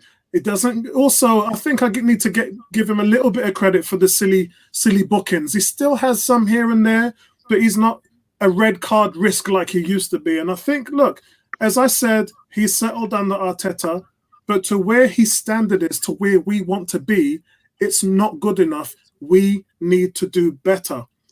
He's still stuck in the mud on counterattacks. Remember, guys, he leads all outfield players in the Premiership with mistake and errors leading to goals. So although the fan base is still marveling this guy's name, underneath the covers, guys, he's still got that in his game, and we have to root that out. This team can no longer carry players who are making mistakes like Ceballos and Xhaka. The midfield is where the problem is. What we need is guys who are comfortable on the ball, who knows how to drop that ball like a dime, and we don't have that. And I'm just being honest, yeah? So for me, guys, look, if anyone is signed up for him staying, this team will continue to be a middle-of-the-park team, yeah? He's not comfortable on the ball or in traffic or getting pressed. That's not where he is. That's where his frailties and deficiencies show up. So we are in badly need of an upgrade here. And in my opinion, I've always said throughout the last year, El Nene is an upgrade on him. I've said that a year ago, and I'll say it again. I think El Nene is a much better footballer, much more tidier on the ball. He's more progressive. He has 3 goals this season. He's not afraid to shoot in the ball. And he's also looked decent in the final third. But again, I think his problem is he's not played enough. Yeah, El Nene, for all of his accolades, he's added a different dimension to the team not because he's a great player. No one says he's a great player, but this is all about symbiosis. It's all about how well can you play and link up with Thomas Partey. And that's where our problem is. We need somebody who's going to complement that beast of a man that we have in the midfield. And I believe after seeing the appearances that he's had in 3 or 4 games with Thomas Partey, he's the guy who should have started there. So I'll come on to El Nene later on. But for me, guys, Xhaka's entering the final 2 years of his contract. So if you are not thinking about giving him an extension, then I think you're going to have to move him on this summer. And I think that's why we're hearing all the talk about Xhaka. I'm giving him a 5. I felt he had an average season to what my expectations were for the player. Thomas Partey, I give him a 6. By his standards, this season wasn't what we had hoped for. He showed massive improvements during the latter part of the season, especially the 5-game winning streak. In fact, he's been very impressive over the last month in the last 5 games. Even his shooting looks a lot better. For me, he just needs a preseason to get his body fully up to speed in the Premier League. This league is so demanding, and I just didn't think he was up for it. So that's something we have to work on. Partey can do everything. He can split the defense. He can take command of the whole midfield. I'd like to see him be more vocal, though. I think he's a bit more timid in his body language and his voice. I'd like to see him. He's a bit of a gentle giant. I'd like to see him a bit more of a bit more authority in his game. So I'm giving him a 6. El Nene, I've given him a 6 as well. Solid, neat, tidy. He plays error-free football, guys. It defends as good as any midfielder that we have on the team at the moment. And I think, as I said, after that Man United win, I think he should have been the person that played next to Partey. But Arteta went with Ceballos, and the results was horrifying. The rest is history. I think with El Nene, his contract expires next year, but I think he needs to be re-signed. We need a squad player like him. And I think, look, he's a no-frills player.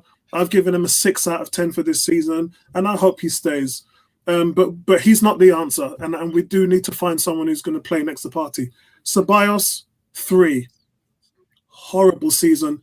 I've written my notes here, but I'm just going to move to the next one because it's not even worth it. Smith Rowe, I've given Smith Rowe an 8. Now, we all know that Arsenal in the new year have the second best most points in the Premiership behind Man City. There's no doubt about it. Yeah, the change of Bellerin and Willian, taking those two guys out of the team and moving in different options. There's no surprise that Smith Rowe was a big part of that. This guy, his record for Arsenal, guys, he's one of the main key reasons why we have that record. His late runs into the box, becoming an option as a passer or someone who can set up others, is second to none. And he's getting stronger and stronger with each display. And quite frankly, if we don't re-sign Odegaard, I wouldn't be surprised. I don't think that he's someone who's going to be able to hold that spot down full time. I think he's still got a ways to go. I think he still has to prove quite a lot to Arteta that he can be that guy. But when you look at his numbers, his figures, and what he's brought to the team, I think that for me, I'm giving him an 8. I've always believed in Smith Rowe. I said he's going to be the new Anna Ramsey, and for me, he's shown me exactly what I've needed to see. Odegaard, I'm giving a 7. I was going to give him a 7.5, but he's had some games where he's just been completely missing for me. But I like what I see. When he's on his game, guys, he's on. And reminds me of a young Mesut Ozil. He's provided the creativeness that the team needed in that January transfer market. We all knew how much problems we had when we brought him into the team. It's almost as if he's alleviated all of that creative stress. I like how he controls the game in the final third, but I just think that we can find better options. If he's going to come at a price, I'm not sure he's someone I would choose over like an Emi Buendia. I think Buendia has played in the Premier League. He's had more chances created than Kevin De Bruyne. And I think that Buendia is a guy who can give you goals and assists. And I think that we should look at someone who's more kind of Premiership ready. So if we don't get Odegaard, I'm not going to complain. But look, will we get him again on loan? I'm not sure. I don't know. We know Zidane's gone. Will he be brought back? It's really up in the air. But I wouldn't fuss about it, seriously. If he doesn't come back, I'll just move towards Emi Buendia, and then I'll try and get him signed to control the midfield. And this is why I'm saying I'm not sure Smith Rowe is going to hold down a starting spot. We have to wait and see. So Xhaka 5, Partey 6, El Nene 6, Ceballos 3, Smith Rowe 8, Odegaard 7. Nabil, over to you. So glad you just let me loose, because I was about to just jump straight in there and just accuse you of pure bias. Just pure, unadulterated bias. Thank you. So biased. I mean, Emil Smith Rowe. Yeah, I mean, I like him. Yeah, sure, he's one of our own, as they say. But come on, like, how are you gonna rate him so highly above Partey and even El Nene? Look, I'll tell you what. I'm gonna give you my sorry. Before you do that, I'll just repeat what I just said, because he brings so much to the team. Yeah. I heard every single word. Whoa. In our record. I heard. My eyes might be down, but that's why I like these headphones, right? Because I don't miss a word. I've heard every single word you've said. Now, with that in mind, I've seen Emil Smith Rowe. Now he brings a lot of quality. I like him as well, but I see him go missing in games. I think it was Villarreal. I remember watching a game and watching him give away the ball, watching him. Your head dips. His head dip going into his shell. I could just see exactly what was going on. bit of a big occasion, a bit too big for him, if you like. Do you know what I mean? I've seen occasions where he's just, I think it's when he's more often on the left, and it's not a weak opposition, but you know, he's not like on that Saka level where he just delivers. There's been games, like I said, we saw him with Saka linking up and just doing some sweet stuff for sure.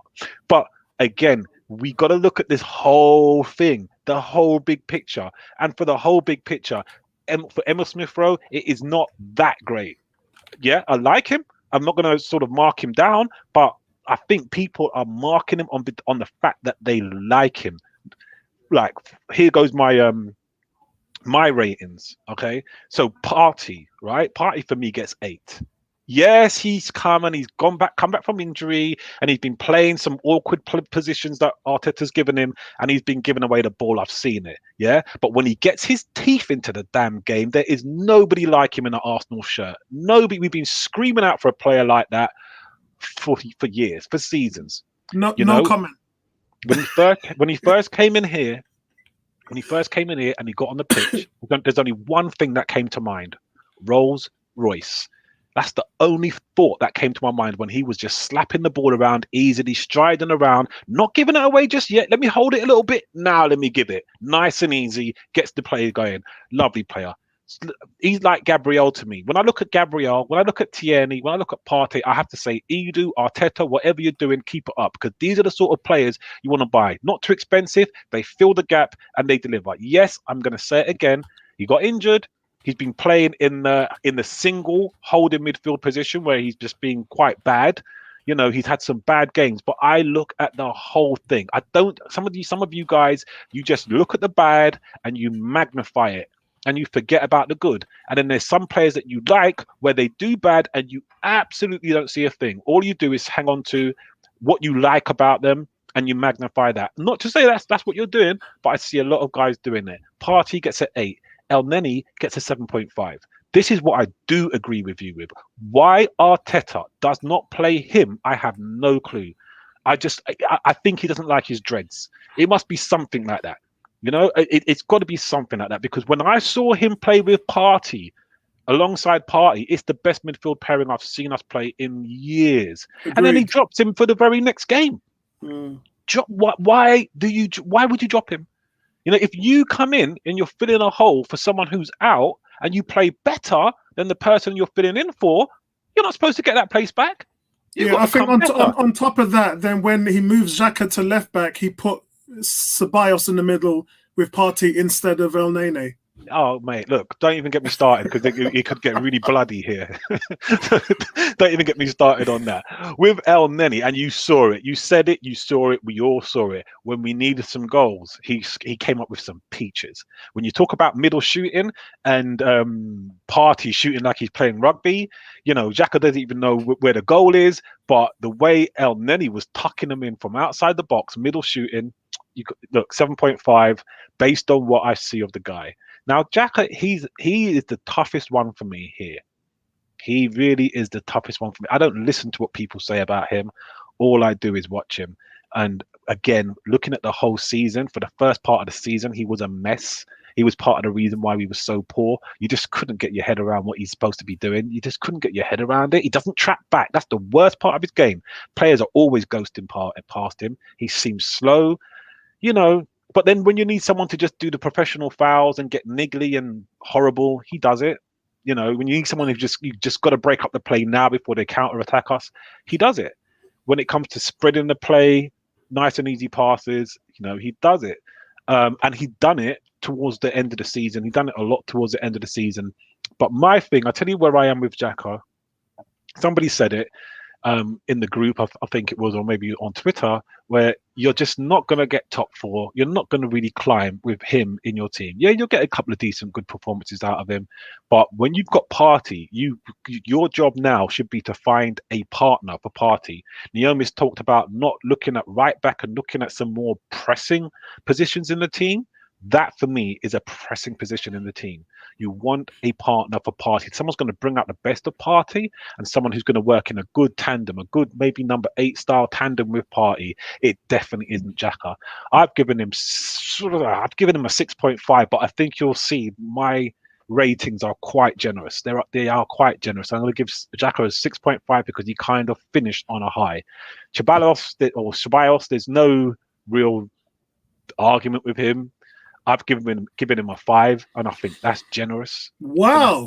Yeah, it's generous. You know, he hasn't played that much. He's played, but he hasn't played that much. When he has played, he hasn't been great. But I've seen him. I can't remember what game it was, but I've seen him come on. He played one game and he was really good. I think that was Odegaard's first game as well. I'm not sure, but he played that really nice. Don't you remember that with that through the legs, that nutmeg pass he played? I think that was Brighton. Yeah, I think that was Brighton. Who scored that goal? He played a nutmeg pass for somebody. That game he played. You know, he showed why Arteta is interested in him. I think it was Brighton. Who scored that goal when he played that nutmeg pass? Do you remember he played that nutmeg pass? I think Bellerin scored it. Yes, Bellerin yes, scored yes. it. Nice little 1-2 and a nutmeg. That particular game, he was really, really good, and he showed what he can do. And then you see him again, and it's just awful. So yeah, I'm not going to say any more with that. Now, Emil Smith-Rowe, I'm going to give him the same as El Neni. I think he's a 7.5, and I think it's a little bit generous too, because he has. When you look at the number of games he's played, he hasn't been that great. He hasn't been that impactful. He hasn't been horrible. I think if you're going to kind of look at what Saka has done, I think I would kind of like a bit more. Again, you speak about these three: Saka, Emil Smith-Rowe, and Reece Nelson. Going back last year and the year before, it was Smith-Rowe and Nelson who everybody was talking about. Saka was in the background. But looking at Emil Smith-Rowe this season, he's been okay. He's been good. I'm going to give him a 7.5, and I think that's well deserved. Considering I'm going to give him more than Odegaard. Odegaard gets a 7, which is an interesting score because I like him and I can see why Arteta wants to get him. He's one of those players, again, like if you get a nice surrounding, if the rest of the parts are filled in and he's just left to play in his hole in the number 10, I think with a striker with good movement, I think he can do a lot better. See, this is the thing with Odegaard, he can do better than what he done when he came here. Oh, of course, yeah. No doubt about it, yeah. We saw flashes, but then again, he went into a shell in some games. He went missing in some games. So I think 7. All my scores, all my ratings, I'm going to be quite generous to everybody. I'm not going to be so. If it's harsh on you, then you surely deserve it. But Odegaard 7. So I just run through them real quick. 7 for Odegaard, 7.5 for Emil Smith-Rowe, 5 for Dani Ceballos, El Neni 7.5, Party 8, Xhaka. I'm gonna 6. I've dropped it. It's not gonna be a 6.5. It just seems too generous. I'll give him a 6. Excellent. So Bertrand, before I get to you, Xhaka 4, Party 6, El Nene. He's given Xhaka 4. El Nene 6, Ceballos 3. He's given Ceballos a 3. What did I give Ceballos? I gave Ceballos a 3 as well. Smith-Rowe an 8, Odegaard a 7. GK has gone Xhaka 6, Party 4. Hold on. They only look at the mistakes, bro. They rate them on the mistakes. You've given Xhaka a 6, who's made more errors leading to goals than any outfield player in the league, and Party a 4. El Nene 5, Ceballos 2, Smith-Rowe a 7, and Odegaard 5. Odegaard's got 5. That's an average season. Sentiment. What have you done? Is this coded? I gotta work this one out. Get out of my club. What the hell is that? That's Xhaka. Get out of my club is Xhaka. All right, okay. So yeah, that's 5 for Xhaka. Same score as mine. Who's Kylie Minogue? What's he given Thomas Partey? Danny. It's Danny. No, that's got to be Danny Minogue. That's got to be Kylie Minogue is Danny. So that's 1. 4, but what's he given Partey? I don't know. I can't see where Partey is. Guys, help me out. He's put TP. That's Thomas Partey, but he ain't rated him. He's given Mo, which is Mohammed. He's given him a 6, right? No, that's Mo. 6? No, that's Mo. Oh, that's God. El Neni, Mohammed El Neni. 6. So maybe he's given them both a 6 because there's a mark there in between the TP and the Mo. Okay. So he's given them both a 6. Odegaard gets is that a 7 or a 4? Oh wow. Okay, my man's talking in code, you know. He's saying this. He's saying this. Neomis, okay. Neomis is good, man. Neomis is looking at his paperwork. Neomis, I wrote my things for like nearly 2 hours today. I sat down at 1, and from 1 to 3, I typed all my player ratings out, so I knew where I was going. Facebook user, who is this? I think this is Kez. Kez, big up to you, my brother. Big up to you, Kez, and thanks for supporting the channel and all your donations. It really means a lot to me, mate. Xhaka 6, Party 6, El Nene 6.5. So El Nene has performed better this season than Xhaka and Party. You see where I'm coming from? I can't wait to go to Bertrand for this shit. Danny 4, Smith Rowe 7.5, Bertram smiling there in the back, Odegaard 7. Have we got any more? Yes. Cool K, Xhaka 6, Party 6, El Nene 6.5, another one who's gone with El Nene.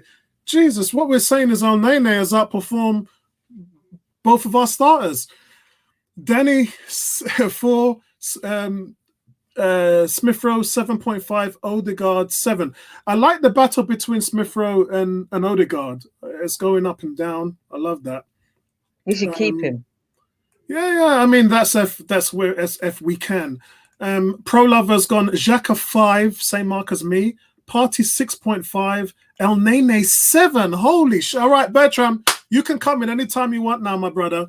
You can see the scores lighting up right now. It's gone Danny 5, Smith Rowe 7, Odegaard 7. Bertram.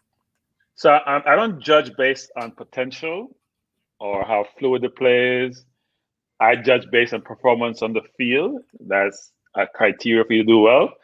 So even if I like you as a player, even as a person, I'm going to judge you based on your performance. And it seems sometimes we judge based on potential and who comes to Bertram, our academy. Can you go around? I'm just having another break, yeah?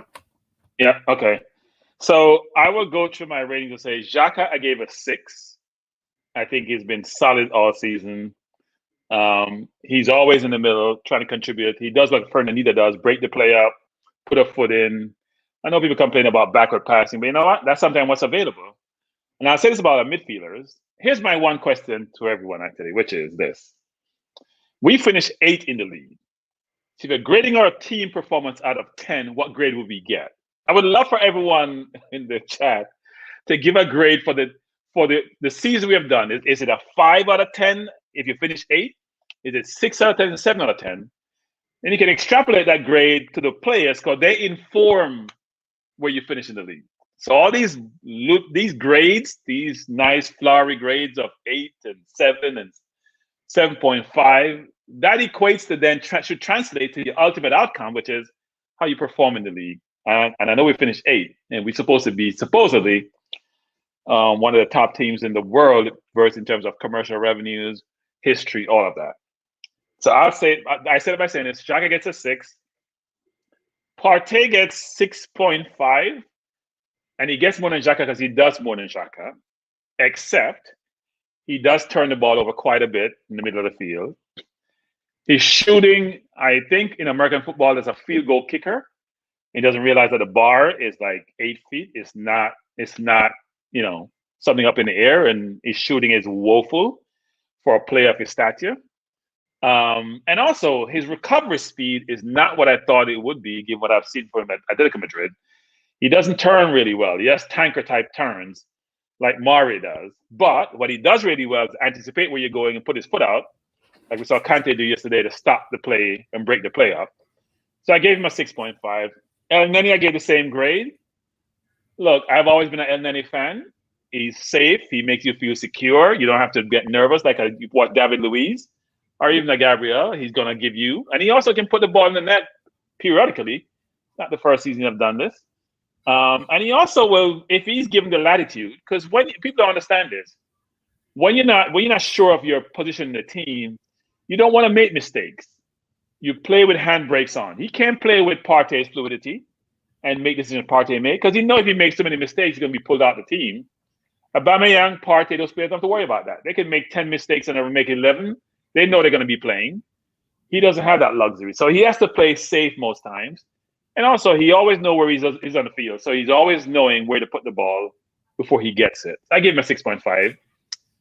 I won't say much about Ceballos. I gave him a 4. I think it's a good thing he's returned to Spain, and we wish him luck. I gave ESR a 6.5. Now, he has 2 goals and 4 assists, 18 starts, 20 games. Much of his play was actually out wide. So when Odegaard played, he played out wide. So he's playing an offensive position. We scored 55 goals all season. So all these larger comments about everyone who played forward, number 10, 9, out wide, that should be tempered by what the output and outcome was. You can't score 55 goals, and I'm going to give you some ridiculous grade as a team, especially those who played in an offensive position. So I can't see me giving Smith Rowe, especially given his output, more than a 6.5. And Odegaard, I gave him the same grade.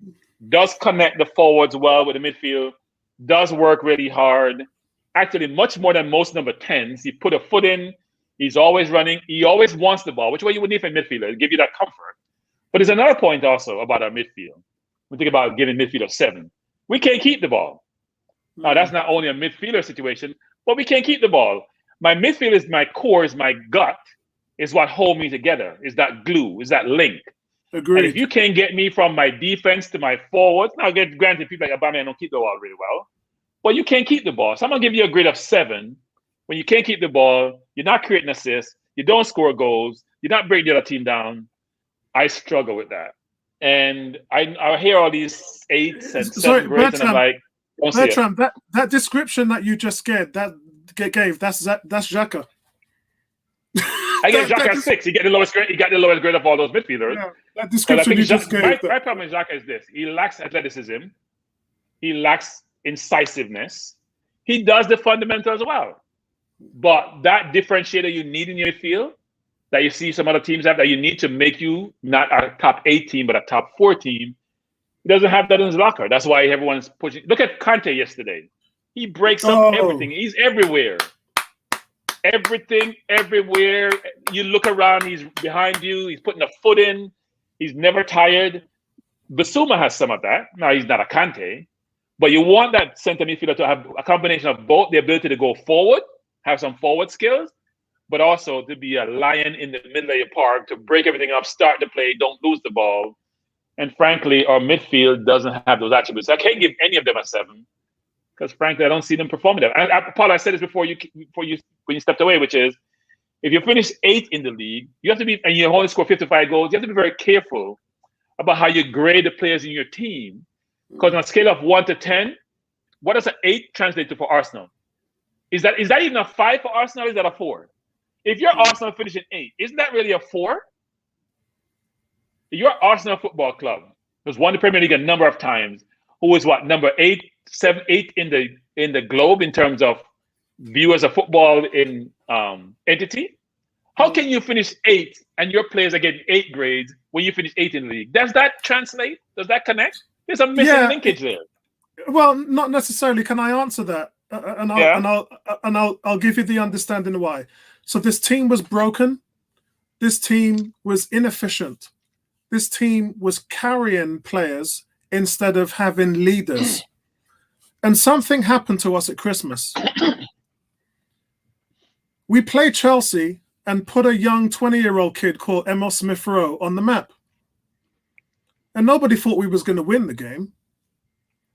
But since we've done that, we have, with him in the team, had the 2nd most points behind Manchester City. So not only is Emil Smith Rowe going to get my vote, we've got the votes coming next week. We're gonna do a live stream and give our accolades: Player of the Year, Young Player of the Year, everything else. We're gonna go through it. He gets my vote for Young Player of the Year because how he's helped to turn his team around. And for me, he gets an 8 for that. And he also gets Young Player of the Year. So my grade so far is Tierney with a 7.5, right? And I haven't seen Smith Rowe play better than Tierney over the entire season. Oh, I have. That happened. No, it hasn't happened. Tierney's our most consistent performer. But when he plays, he's the most consistent. When he plays, he doesn't really have bad games. Smith Rowe has had a number of bad games. Yeah. Tierney doesn't really have bad games. He may not have a great game. He doesn't have really bad games, especially compare to the other players of the team, given how we play. Yeah. So let's But put he's the playing because he injured a lot. So anyway. Yeah. So as we know, all of our views are subjective and it's our own Yes. opinions, and that's what counts. And why we have these wonderful discussions is because sometimes we explain why we do things or we think this a certain ways, and that's the beauty in having a healthy discussion. And for me, I've looked at some guys in the chat. By the way, big shout out to you, D-Dubs. Thanks for supporting the channel. Much appreciated, my brother. When you hear people say we finish 8th, that doesn't work for me, because Smith Rowe only played at that part on Boxing Day, and the difference he has made to the team has caused our second half resurgence to have the second most points since Manchester City. Now, while we finished 8th, if the likes of Smith Rowe wasn't there, we would still be in 14th, 15th place. So my opinion is based on other factors than the fact of where we finished. Now, yes, 8th is not good enough. We can all agree. But without those players who added a different dimension to the team, we could have been a lot worse. 4 assists. He's not Willock or what's his name, Lingard, who was scoring. Yeah. You can say, you know, Willock probably won 3-4 games for Newcastle and get them. We can't say that about Smith Rowe. He has 2 goals and 4 assists. He has, but Odegaard has 1 goal and 2 assists. Yeah, he has, but 2 things there. One is he's created the 4th most chances on the team in half the time.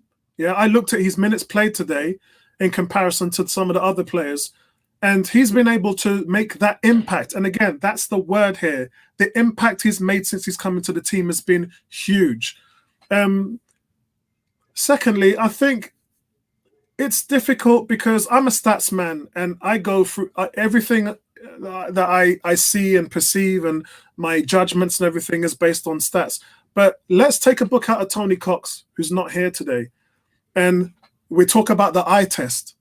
The eye test is something that works with someone like Smith Rowe because of the way how he runs.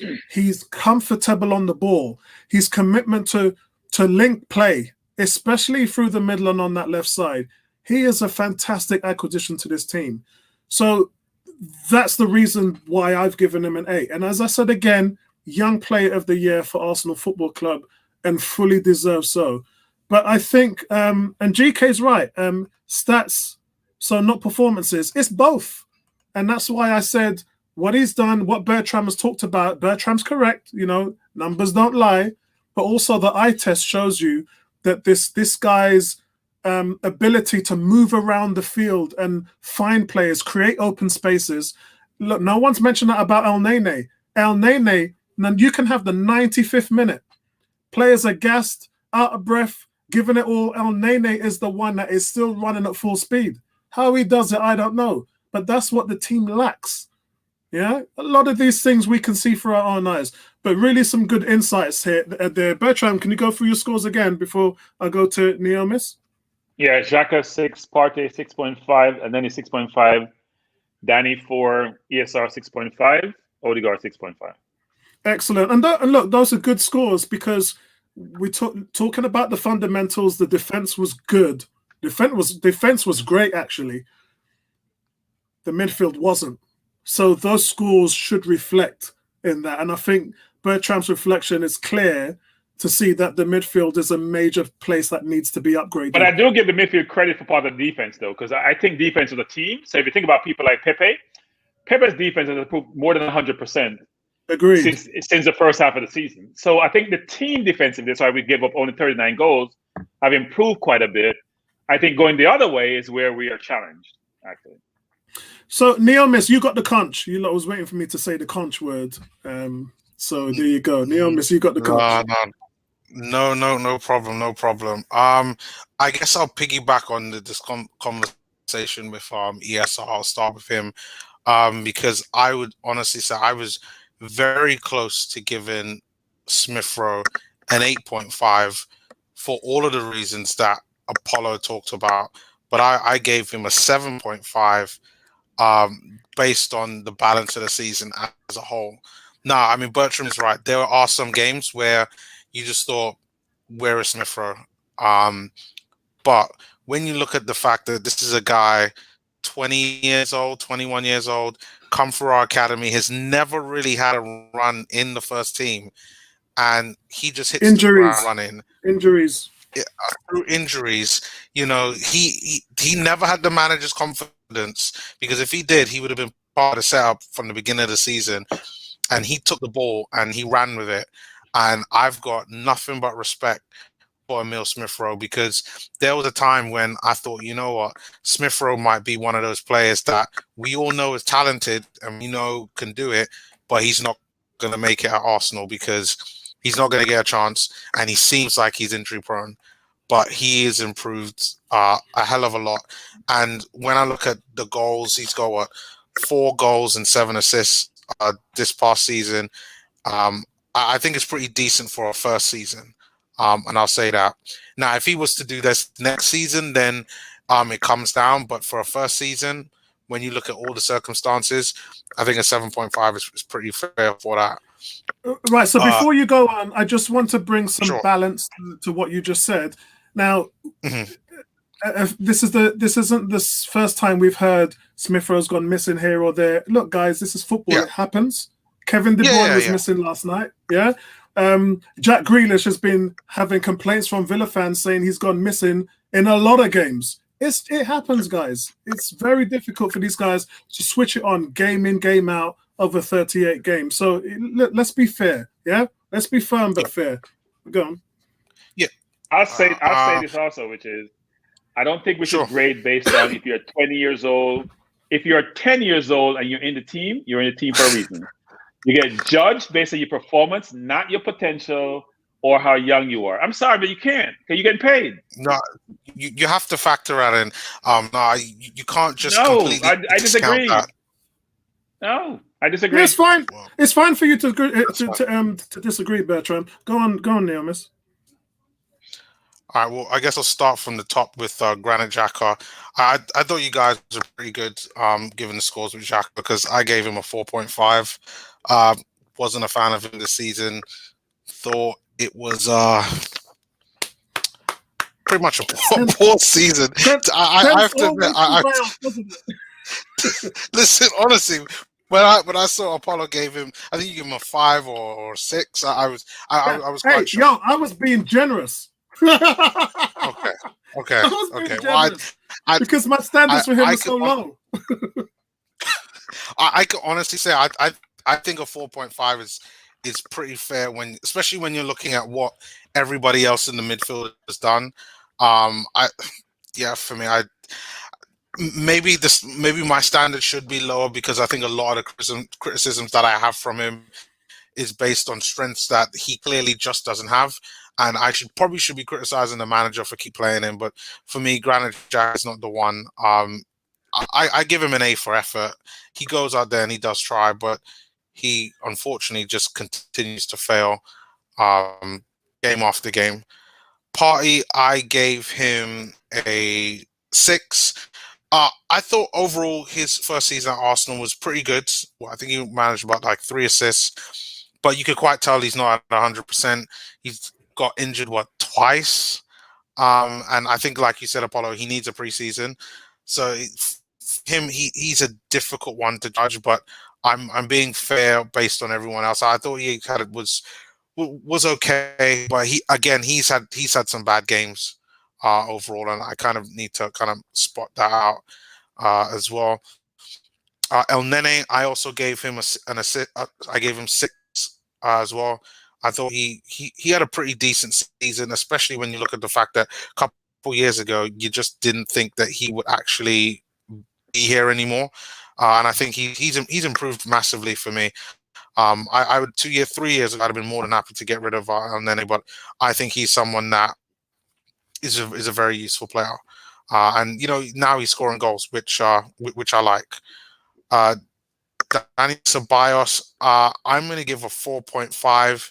For me, too many mistakes, not enough end product. Just some of the games that I've... Some respect, man. What did you give Ceballos? He's been I gave him a 4. gave him 4. I gave him a 4.5. Oh, no. The thing is, I'm trying to be it was fair Nabil, because maybe it was Nabil then. Nabil, what did you give Okay. Ceballos? 5. Oh yeah, it was Nabil. okay. Sorry.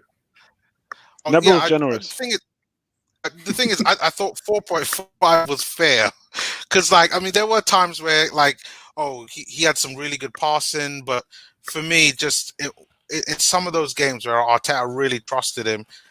You know, he was the cause of a lot of those mistakes. And then Odegaard, for me, I gave him a 5. I know he only came here for half a season, but when you're looking at what Smith Rowe has done in basically also almost half a season as well, I know he played a little bit more than him. I expected more from Odegaard, and when you think about everything that was behind him coming from Real Madrid and everybody saying this real talent, and he had a pretty good loan at Sociedad, but I think coming into the Premier League, I think maybe the pace might be too much for him, and just overall when you compare him to the other central midfielders that we have, I did expect more. I expect more on goals, and I expected more from assists from him. I think he's a decent player. I don't want us to buy him, but I wouldn't mind us bringing him back on loan. Maybe a loan for a full season kind of help change my mind on him. But Who? yeah. Ceballos? No, Odegaard. Oh, okay. All right, so guys, we're going to go with Ebony quickly, and then I'm not going to start off the strikers. Nabil is because Nabil has to go soon. So Ebony, let's go through you quickly, and then we'll go to Nabil for the strikers. And guys, with the strikers, can you put your actually wait until I change the banner, then you can put your scores on. Go on, Ebony.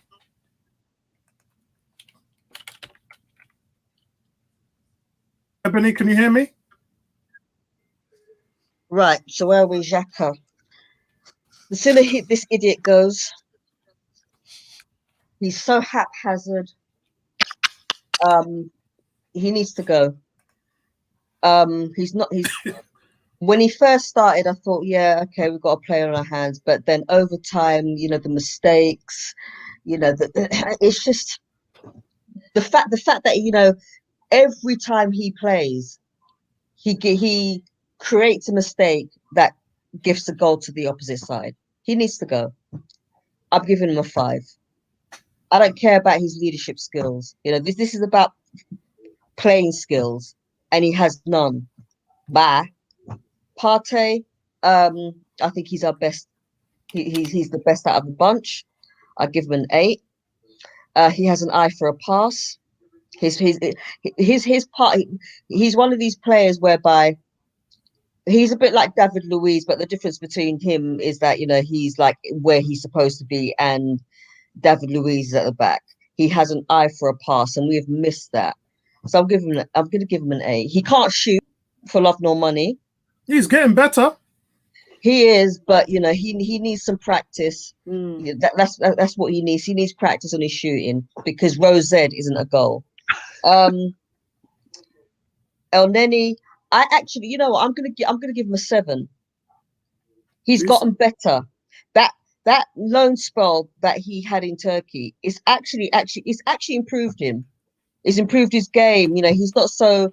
There are times when he's still backwards, sideways, but you can actually see the improvement. You can actually see that he's not scared to go forward. Not that he ever was, but his game has improved. He's going forward now, and he's actually running with the ball and passing it at the same time as well, rather than going backwards and sideways. And he's very tidy, he's very simple, he's not extravagant, but he does what he needs to do. So I'm going to give him a 7. Danny, see you later. I don't want to see you again. The mistakes that he made, especially against that, was it Olympiacos? He made that grave mistake. Well, name them because there's been so many. I'm sorry, but the fact that we're paying him how much are we paying him? 25 million or no, the first year was 12 million euros. Second year, Real Madrid said that we don't have to pay, so we got him for free. Okay, well, he can free off back to Real Madrid. He's dreadful. he can't pass, he can't run. He did what does he do? I'm giving him a 2. Emil Smith Rowe, I'm gonna give him an 8. He's improved.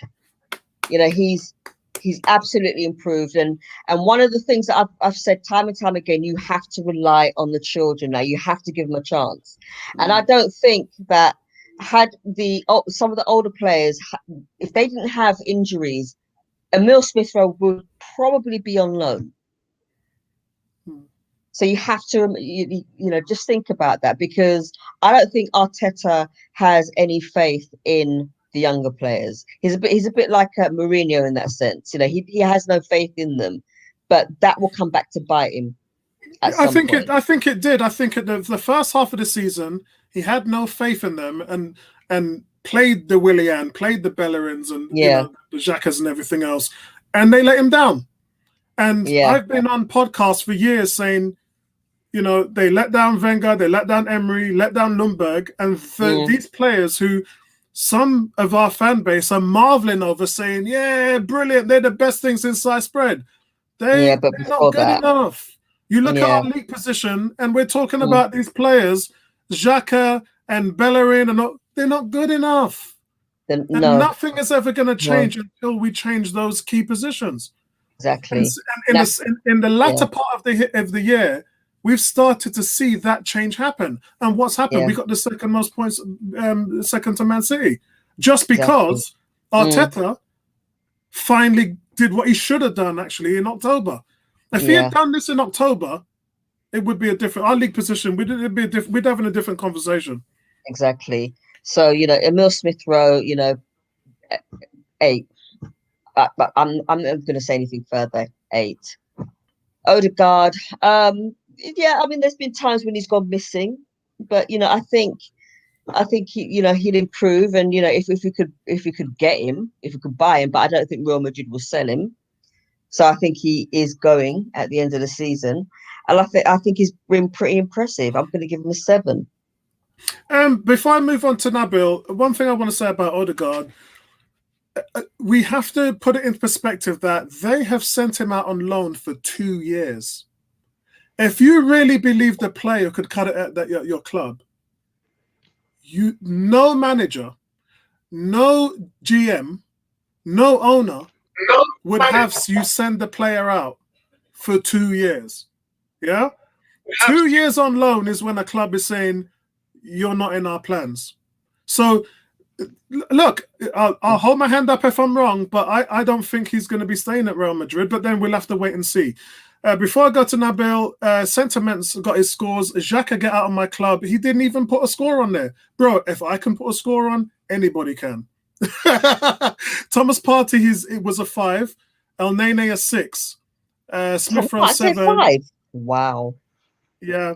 Smith Rowe 7. Ceballos 1. And Odegaard 4. He's given Odegaard a 4. He didn't rate him at all.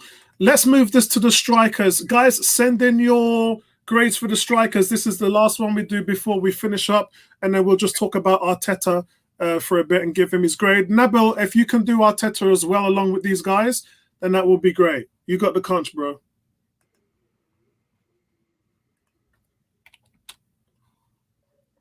I think you're on mute. Nabil, you're on mute. You're on mute, bro. Sorry. Yeah, I was going to say I've got to be quick because my battery's running low and I've got to go out. So I'm going to start with Saka, player of the season, 9. Willian, 2. Pepe, on the strength of the whole season, I'm going to give him a 7.5. They never played it. Oh, okay. That's a different conversation, but go on. Yeah, on all things considered, he gets a 7.5. I'm not going to rate Nketiah, not enough games. Martinelli, just about. I'll give him a 7. Lacazette, 7. Orbs, Aubameyang, that's a 5 from me. Arteta is a 4. Interesting. Very, very interesting. Yeah. Any of those things you want to elaborate on before you go? Yeah, well, really quickly, I just think, you know, Saka, the difference between Saka and Emil Smith Rowe is that he really has an impact on games. He actually changed it. The score, he changes it. Injuries has a lot to do with that, bro. Yeah, and then there's also the fact that he's very strong mentally. He's had one or two bad games, but that's really down to fatigue. He doesn't go into his shell. He's not daunted. He's such a strong individual. Pepe had a bad start to the season, if you ask me. Switched him out. Never played him. Well, I'm just giving you my opinion. So, when he did play him, I didn't think much of him. Switched him out to the left. He looked a lot better. I guess I just expect more from him. I know what he can do. I expect a lot more from him. But to be fair, when he did play, he started to come good. So he increased his score with me for sure. I guess William, I'm not even going to talk about. There's nothing to talk about. He's done nothing, absolutely nothing all season. Lowest rated player in the team. Lacazette has been the most difficult for me because I don't know who it was. I was having a conversation with somebody on the group, and I think they hit the nail on the head in that. Fair play, Lacazette, he brings the players through. Saka will attest to the fact that Lacazette has been instrumental in helping him come through. He's a real team player. He harries, he chases the ball. Sometimes he's like a defensive midfielder. He wins the ball, he presses the ball, but he just doesn't score enough for me. He doesn't look confident in front of goal for me. He's just not the finisher that he was when he was at Lyon. Hold on. Are we still talking about Pepe? No, Lacazette. All right, okay, good. All right, thanks. Yes, so I got scared there because I just looked at Pepe's stats and I was like, he's had a fantastic season. Lacazette's just not scoring enough goals for me. He has been doing pretty well in that sort of Giroud link-up style play, like Firmino style. I think he's Arteta wants him to play a bit more like that, a bit more like a foil. He has been doing okay for me, but for me, I mean, 7's good for him. I think 7's a decent score. It's a bad season for all of us, all the players, all concerned. It's not been great, but Arteta, I mean, 7 out of 10, I think is fair. Aubameyang has been the biggest letdown. Willian and Aubameyang have been the biggest letdowns for me this season, worse than Xhaka. People, throw Xhaka under the bus time after time. I get it. But someone said it again, with Obs, he is not the captain. The captain is David Luiz, right? He's not the captain. He doesn't do anything captain material or in the captain job description. Even Xhaka probably leads the team better than he does. You need goals. Bertrand was there, you was there. We all alluded to the fact that fair enough, we're defending well, but we need to create we need to create and convert chances. I just don't think Olbs' running is how it should be. If you look at Timo Werner, he's like the opposite. His running is amazing, his finishing is awful, and Aubameyang is the opposite. He's like, his running is like, it's just useless. You look at someone like Ian Wright when he used to be playing and making his runs, bending his run, curving his. No, Bill, I'm shocked. I didn't think I'd hear you say that. No, I like him. I like him. When he was one of those players that when Wenger was looking at him, I was praying that we get him. But what I've seen this season has been really, really, really poor for me. I mean, like everyone says it, once he got that contract, everything just changed. Yeah, fair enough. He's had some issues, malaria, mum being really sick. Now you're talking. He's had some issues. Now you're talking. He's had some issues, but the fact is he was playing bad before those issues. Those issues passed, and he was still playing bad. I was like that kind of guy when people were slating him, and I was saying, what? Every striker has a barren run. I'm not going to knock him. I'm not going to throw him under the bus. He's had a barren run, but I'm not going to score him high for nothing. I can't give him a high mark for nothing. I've got even Lacazette. He gets his mark because he does so much more on the pitch. But Aubameyang, he's done absolutely nothing. Pepe scored more than him. Am I right? And I agree. And he doesn't. He doesn't. And Pepe doesn't play nowhere near the amount of games that Aubameyang plays. So come on. I agree with you, but I'm not going to go that route. I'm actually going to stick up for Aubameyang with my score today. It's not a good score, but the reason why I questioned you and then you came back, and when you came back, I said and I clapped, because you can't look at someone who's been such a great goal scorer, and I use the term goal scorer, not player, because me and Bertram have had that clarification. So we have to be clear in our defined way that we see Aubameyang. The intangibles, those are the things that we tend not to bring into discussions, and we need to, especially in situations like this. His health has probably been the worst it's ever been in his footballing career. The pressure on the team that's not delivering, it's not all down to him. Someone who scores that amount of goals on a consistent basis doesn't just throw it into the can because he's a bad player. Yeah. It's been covered and talked about well around the league that we had the least shots. I think we ranked 18 in the league in terms of total shots. And it is just abysmal. Chances created. We were the worst in the league. This was before Christmas, before all those changes came into place. So, yeah, it's been terrible and bad, but I might as well go into team now. Because and if you have to leave, thanks for joining us. I was going to say real quick, when it comes to this whole thing, this is player ratings. Yeah. All I'm going to do is give him a rating. I know exactly what he's been through. I get that, but he's not going to get a better mark because he's got an excuse. He's not going to get a better mark because he's been through stuff. Basically, what he's done on the pitch is what he's going to get marked for. It's been poor. It's been poor. I thought I said one thing. Gabriel had a bad case of COVID, just as an equalizer, because I think we got to be very careful. I'm not going to affect my credibility in analyzing players by defending Aubameyang. It will never happen. Can't be. You cannot defend the indefensible. Forget about malaria. Think about a couple of things, and it's not my time yet, but a couple of things. One is late for a game against Tottenham. Just give an example. He's the captain of the team. Can't make a pass. Don't run hard enough. Can't beat a man. I didn't even get into that. Yeah, because there's no need to, because he's always been there. We didn't just wake up one morning and find out that he couldn't play football. That's why I specifically said great goal scorer and not great footballer. We don't need to talk about one last point. Because they are clear and have always been there. One last point. Do this. Anyone know what Aubameyang rating is? If there's a way we could accumulate an average score for the year, it would tell you what his rating is. I've already done that. Most of them were 4 and 5s. Yeah. Oh, you mean some were 2s and 3s. Yeah. If you average his ratings every game he played that we have done in all our sessions, he will not get above a 5. Yeah. Not possible. In fact, he may get 4 if he's lucky. Yeah, I agree. That's a good point. Sorry, guys, I got to go now, so I'm going to love you and leave you. No problem. If you can, still tune in and listen to what we're saying so you can hear. If I can come back, if I could come back, I'll come back. I will, but I've got to go and see this little one here. But thanks again, guys. All right, appreciate that. I hope you join us for the awards we're doing next weekend, yeah? Yeah, I'll try. I will try. All right, nice one. Nice one. All right, see you later. Thanks. So, guys, I'm going to go through my player ratings, and I should start with Lacazette, but I'm going to start with Pepe. Pepe, guys, gets an 8. Now, we have to judge, as Bertram said, on your performances on the pitch. Let me tell you how good Pepe was. Pepe played 10 games in the Europa League and scored 6 goals.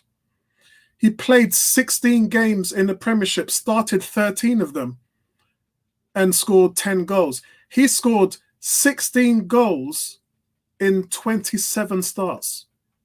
That is bonkers. That is ridiculous. And Pepe's only problem this season... part of your stats is off, actually. I'm on who scored. Yeah? Yeah. So and it says he played 29 games, and he had 16 starts. Right, I've just posted the link in the chat, so if you guys want to go in there, you can. Yeah, it puts a bracket in there. Games played and games started are 2 different stats. And I know. 25 and 16. Yeah, Pepe came on 29 and 16. Yeah, go ahead. All right. So, look, I've always quoted him as being Arsenal's most talented player, and I stand by that.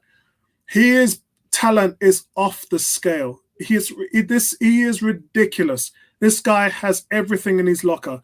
And the only thing that he's guilty of is his manager not picking him. Because as soon as Arteta started to pick him, he started ripping defenses apart, and players work on confidence. You know how it is. If you're not chosen, you're like, "Chum, man, I don't even know what's going on here. Why did I even come to this club?" And then when you're starting and you're playing every week, you start to find your groove. And I think we started to see that with Pepe. So, guys, for me, regardless of how clumsy that he's been in terms of losing possession, his end product justified the means, just like it did with Alexis Sanchez. Playing Willian instead of Pepe for the first half of the season was sacrilege. It may be the most single defining factor of how poor this season went for Mikel Arteta. And as I said, look, able to destroy defenses as a creator and a finisher, Arsenal's most dangerous player in the final third. And look, while he was banging goals in, Aubameyang was playing in the team, just having to look at what this guy was doing. Imagine that. Imagine you was Aubameyang and you're playing in a team and you're seeing this guy just rip it up, just tear the heart out of defenses. And you're the captain, you're the man who's on 350 grand a week, and you're seeing my man Pepe just light it up. Imagine how it must feel. You're supposed to be the star player, and you're seeing my man just tear it up. So I'm hoping that it seems that Mikel Arteta's got the message. Yeah? It wasn't the first time. This happened under Emery. This happened with Ljungberg. Ljungberg didn't start him in his first 4 games. And the first game Ljungberg started him was at Upton Park against West Ham, and he destroyed West Ham. He had 2 assists and a goal. And Pepe, that's what he does. Regardless of what people think about him or managers think about him, you know, you've got a guy like Xhaka who's picked for doing nothing, and a guy like Pepe who does everything and he's not picked. How does any of that make sense? So Pepe gets an 8 for me. Lacazette 7. Lacazette gets a 7. He just turned 30 2 days ago on the 28th of May. And you have to listen to what Wenger says about signing 30-year-olds, yeah? We've been burnt many times through this, and I think he's had a decent season.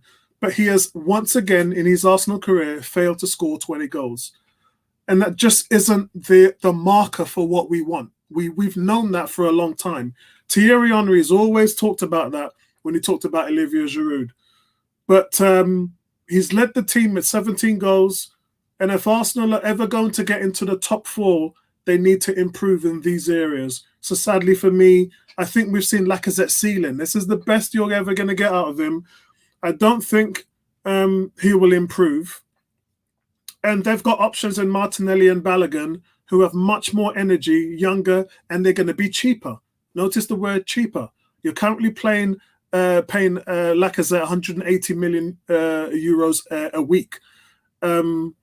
I don't think that we keep this guy, but I think he's had a decent season, and I think 7 is a reputable score for him and for what he's given to us. And look, well done to him, but I would move him on this summer. Willian's been 3. If you saw what I've written about Willian, I ain't going to go into it. I'm going to move on, yeah? Because I ain't even trying to justify that shit. Aubameyang gets a 5. 15 goals, 4 assists. Second on the team in chances created. Yay. My fanfare whistle blows. Woo! Or whatever. The sound that goes for that. But guys, it just hasn't been at the races. What scared me the most is his lack of shots. When you're a striker, you have to have the intent to score to give your team an advantage. And we just didn't get that from him. When you look at Lacazette and Pepe, Aubameyang was the last in goals per 90 minutes, last in goal conversions, and last in shot accuracy out of those 2 players, out of Pepe and Lacazette. This is Aubameyang we're talking about, and I defend him, yeah? I'm saying, he's been poor, but our team's been poor. We've not created anything for him, you know, and that has to come into account, yes. But overall, for your performance, it just hasn't been good. And I think that, look, I've been generous. I've given him a 5 because he's lacked the service and the supporting cast.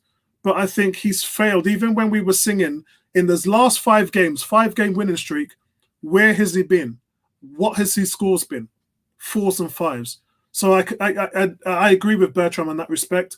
I'm not sold into the whole deficiencies and can't play and not a good footballer, because we've known that since he was at Dortmund. It's not new news. We don't have to really nail that hammer into the wood, because it's not teaching us anything new about Aubameyang.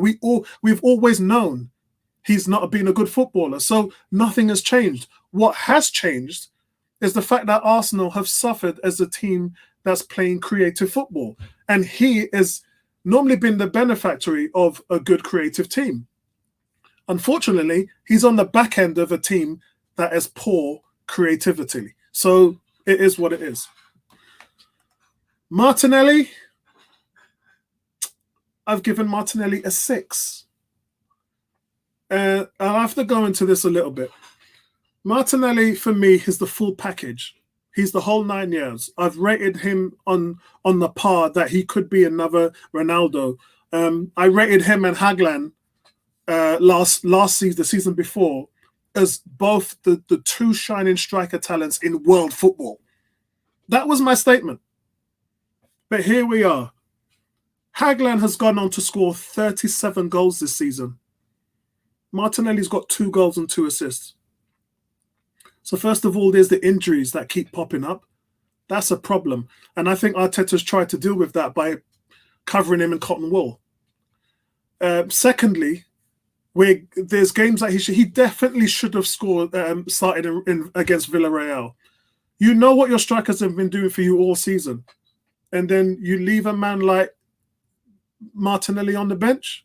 Those are the things I can't. You've not given him the chance to shine, just like you did with Pepe. So I think it's really hurt him as a player.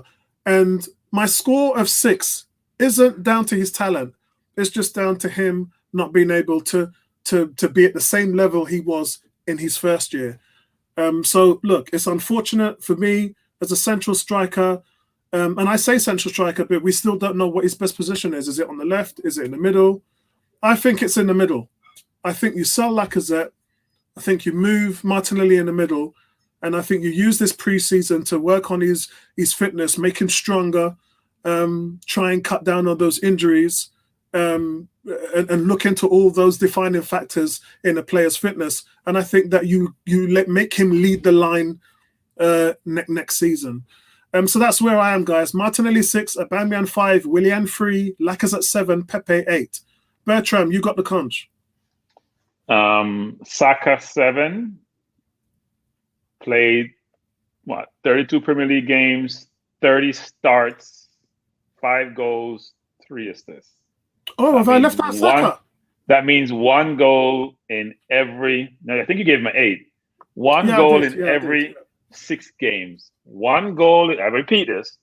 That's why you score 55 goals all season in 38 games, because your winger who starts all the games is giving you 1 in 6. You can't win anything getting 1 in 6. Like if you're young, that you're playing 30 plus games a year, you got to do better than 1 in 6 for your team to do well, especially if midfield doesn't score. So he gets a 7. William, along with Abba, along with Bellerin, were in the Premier League worst team of the season. There's a reason for that. He's had a nightmare. And his nightmare is even worse than Bellerin's, because I think Bellerin performed better. I gave William a 2, and I think I'm being very generous. Gave him a 2. He has 1 goal and about 5 assists, whatever the number is. Whatever 7. He has. 7. Yeah, his overall play has not been good. Now, I rate William as a footballer. He's played for Brazil. He played for years for Chelsea. He was recruited by both Tottenham and Chelsea. Recruited him, and last minute he went to Chelsea versus Tottenham. He's played well over the years for Chelsea, but he's had a really bad season. Now, we can all lose form, and frankly, we had too many people out of form playing up front for us. And how many games did William play? Did William play, almost 20 games? If you look at the run-up to Christmas, he pretty much played in every game. He played 25 games with 16 starts. So he had a chance for those numbers to be better. And it's also the eye test, not just the stats, but the eye test. So enough about William. I gave Abba a 4. I am tired of the excuses for Abba. When you score, you get the accolades, you get the praise. If your overall game, you were playing like a Warner does. So Warner doesn't score, he missed the easiest chances, but he stretched the defense. He run into channels, he creates chance for others. He makes defenses look really bad. He does things that gets other people involved because of his play. What does Abba do to get anybody else involved? I know Apollo talks about him, creating almost more chances. I don't see those chances he creates. I just don't. I don't see him in the game most of the time. He looks like he wants to be someplace else. Looks like he wants to be someplace else. We scored 55. He scored, 10 goals, 2 penalties in the entire season for someone getting paid $350,000. No, I don't judge you based on how much you make. But all these are things that contribute overall to you being a captain of the team and yet not pulling your weight. So I gave him a 4. I gave Laka a 6. Unfortunately for Laka, he's not. Go ahead. Bertram, remember I said he's got 15 goals and 4 assists. No, I judge people based on PL. I know you're gonna say no, that's not. I judge based on PL. I don't judge based on pub teams. I'm not judging based on pub teams. I don't look at pub teams. I'm not into pub teams. I'm looking at the best competition. FA Cup. No, I'm not some team in Ireland that plays with guys who went to work like I do and play. Oh no, he don't even play in those games. Not doing that. No, they all do. They all do. Not doing that. Not doing that. So he hasn't produced. He doesn't play in those games, Bertram. Neil Miss, Neil Miss, we should have played in them, Neil Miss. There's something wrong with it. We should be in those games, playing with those Ireland pub teams. We should be in those games. Yeah, he should be. I wonder what would have happened if he did play in those games. But look, Nketiah was scoring lights out in those games. But that's why I pull up PL stats and I pull up any other stats. We digress. I didn't quote Stack other stats. I quoted his PL stats. 1 in 6. Aubameyang scored 10 goals, 8 goals from open play, and I think he had 2 or 3 in one game. So break that down, 2 penalties. He probably scored 5 goals in the rest of the other game. We can't win anything with our main center forward scoring 5 goals in 20 plus games. That doesn't work. So that's my view. Laka gave a 6. Look, I think Laka is a very, very good player. If we put Laka and Abba together, we have an excellent forward. Hold the ball up, works really hard, gets out of difficult situations with 3-4 people around him. Tony and I were talking about the other day. We were watching a game. We're like, how do you get out of that situation? But he can't run a lick. He has no speed, and he's not clinical. But I like Laka. Should we keep him? That's up for debate. Depends on how much you can get for him. But I gave him a 6. Would you keep him? It depends on how much I get for him. If I'm getting 20 plus, I'm selling him tomorrow. Not even waiting for a minute. I can go buy somebody younger, probably similar capabilities, who may have to groom for a year or 2. I'm selling him. Pepe, I gave a 7, and the reason I gave him a 7 overall. Pepe has 10 goals in about 16 starts, even though he has scored coming off the bench, right? But the thing with Pepe was he was very slow coming out the gates. That's why he was getting benched. He missed 3 games because of the lead headbutt, but he's very slow coming out the gates. His game improved throughout the year. As I keep saying on the podcast, which is try to beat a player once in a while. The last game we see him do it, but if you watch him on YouTube, look at his YouTube video. He destroys people, and yet in games, the shackles has been put on him. I keep talking about El Neni. When you have shackles on you, you're afraid to make mistakes. Play within yourself. You're not taking any risks because you don't want to get pulled out of the game. But he has excellent skills. He's a cool finisher. And my hope is that he brings the total package next year and show what he's capable of. Because I think he has ability. So I gave him a 7, which I think is a high grade. Yeah, you have to mention his defensive improvements as well. Excellent defensive improvement. No, he's working twice as look in France. You're the star. You do like what Abba does. You play defense when you feel like it or don't feel like it. I gave Martinelli a 5, which may sound harsh, but he really hasn't played. I can't judge you when you haven't had a chance to play. Not about his ability. Martinelli was our best player in preseason a year and a half ago, right? 2 years ago when Emery was here, by a good distance, frankly, and still didn't get to start a lot of games as he should have. He's been injured. He's come back from injury. The coach doesn't value him as much as he probably should. I can't give him more than a 5 given his playing time. There's some games he looks really good. There's some games he looks okay. There's some games he looks lost. I think that consistency of playing, build up that confidence, allows you to get that repetition that allows you to then play at a certain level. He hasn't had that consistency. He hasn't had the same ability to play like William does or give the same ability to play like William does, because I'm not sure why he took so long to pull William. And the fact is, when he pulled William, the Chelsea game was our turning point in the season. We won the last 5 games of the season. Now, some teams have shut down, I agree.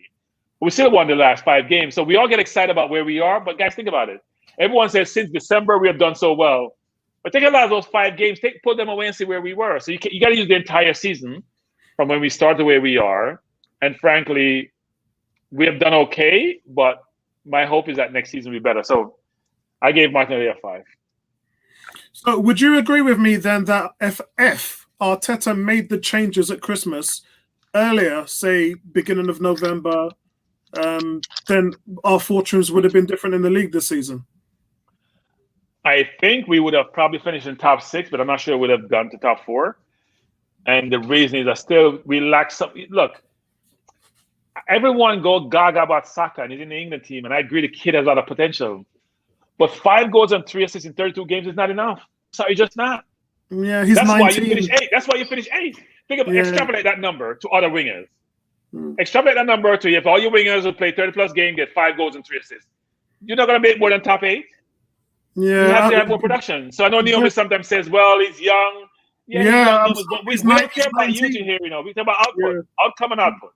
Yeah, he's 19 and he's the leader. He's 19, and not just that, but he's the leader of our team. So I think it's a bit harsh. I think you're being a bit harsh with him. But isn't it unfortunate that we've had to pen all of our expectations on such young shoulders? We shouldn't have to do that. Smith Rowe played 20 games, I think it was. Saka played 30-something games. They have had 7 goals between them. And a lot of those games were played up front. You cannot afford to have 7 goals between 2 people who are playing over 20 games each in a season and expect to finish other than mid-table. It's not happening. If they're too young, don't play them. It's about production. It's about outcome. If you're a salesperson, okay, you're a part of your salesperson. You're wonderful with clients. You build great relationship. You're engaging. Great interpersonal relationship. Great person to liaise with. And you have no sales, or you have limited sales. Does the company make progress? Does the company do really well? Do you get paid really well? Doesn't work. It doesn't. But the flip side of that is your option A. You talk about the 2 players having 7 goals. How much did Willian and all the other guys? No, but you hear me destroy William and Abba. You hear me say William gets a 2 and Abba gets a 4. I know, but that's your only other option. Your only option was to go back to what wasn't working in the first half of the season. If you're not going to play the kids, this is, or just play the kids and let them develop. Now you've got more. No, and that's Apollo. That's fine. Yeah. But I keep saying to people, when you grade people, grade them based on outcome. Don't just grade because you like based on outcome. Outcome. If the Labour Party does brilliantly well, but the Conservatives still win, who cares how brilliantly well in getting voters come out and vote when you're losing?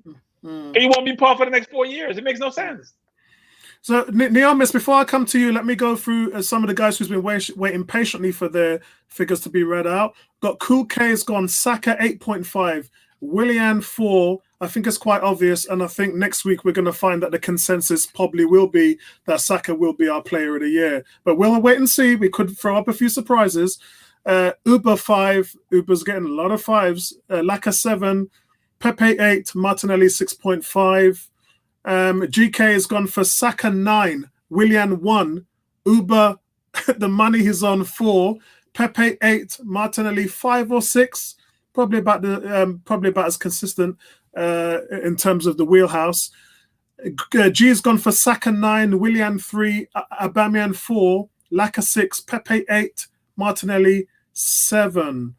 Facebook user, I think this is Kez. Can I just go in and check here? Is that Kez? Yes, it is. Kez, Saka 7.5. Willian gets a 5 average season. Aubameyang, how you give a Willian a 5 and Aubameyang a 2? Come on, my brother. Lacazette 7, Pepe 7, Martinelli 6. D-Dubs has just given Arteta 2, man, and that was like, whoa, okay. Has Dubs put any more scores up on there? No, so we can go straight to Neomis. Neomis, you got the conch. Neomis, before you go and say this, I think people are doing comparative grades. You're not grading based on your perform. You're grading based on how you compare the two players in your team. Because you give somebody a 9, then why would I give Salah 20 out of 10? Like, how you get a 9 in a season when you score 51 goals and you have 5 goals and 2 assists, 3 assists, and you play 30-plus games? Sorry, maybe my grading is way off. Then I got to revisit how I think about it. No, it isn't. But because, like I said, let's use the word subjective again.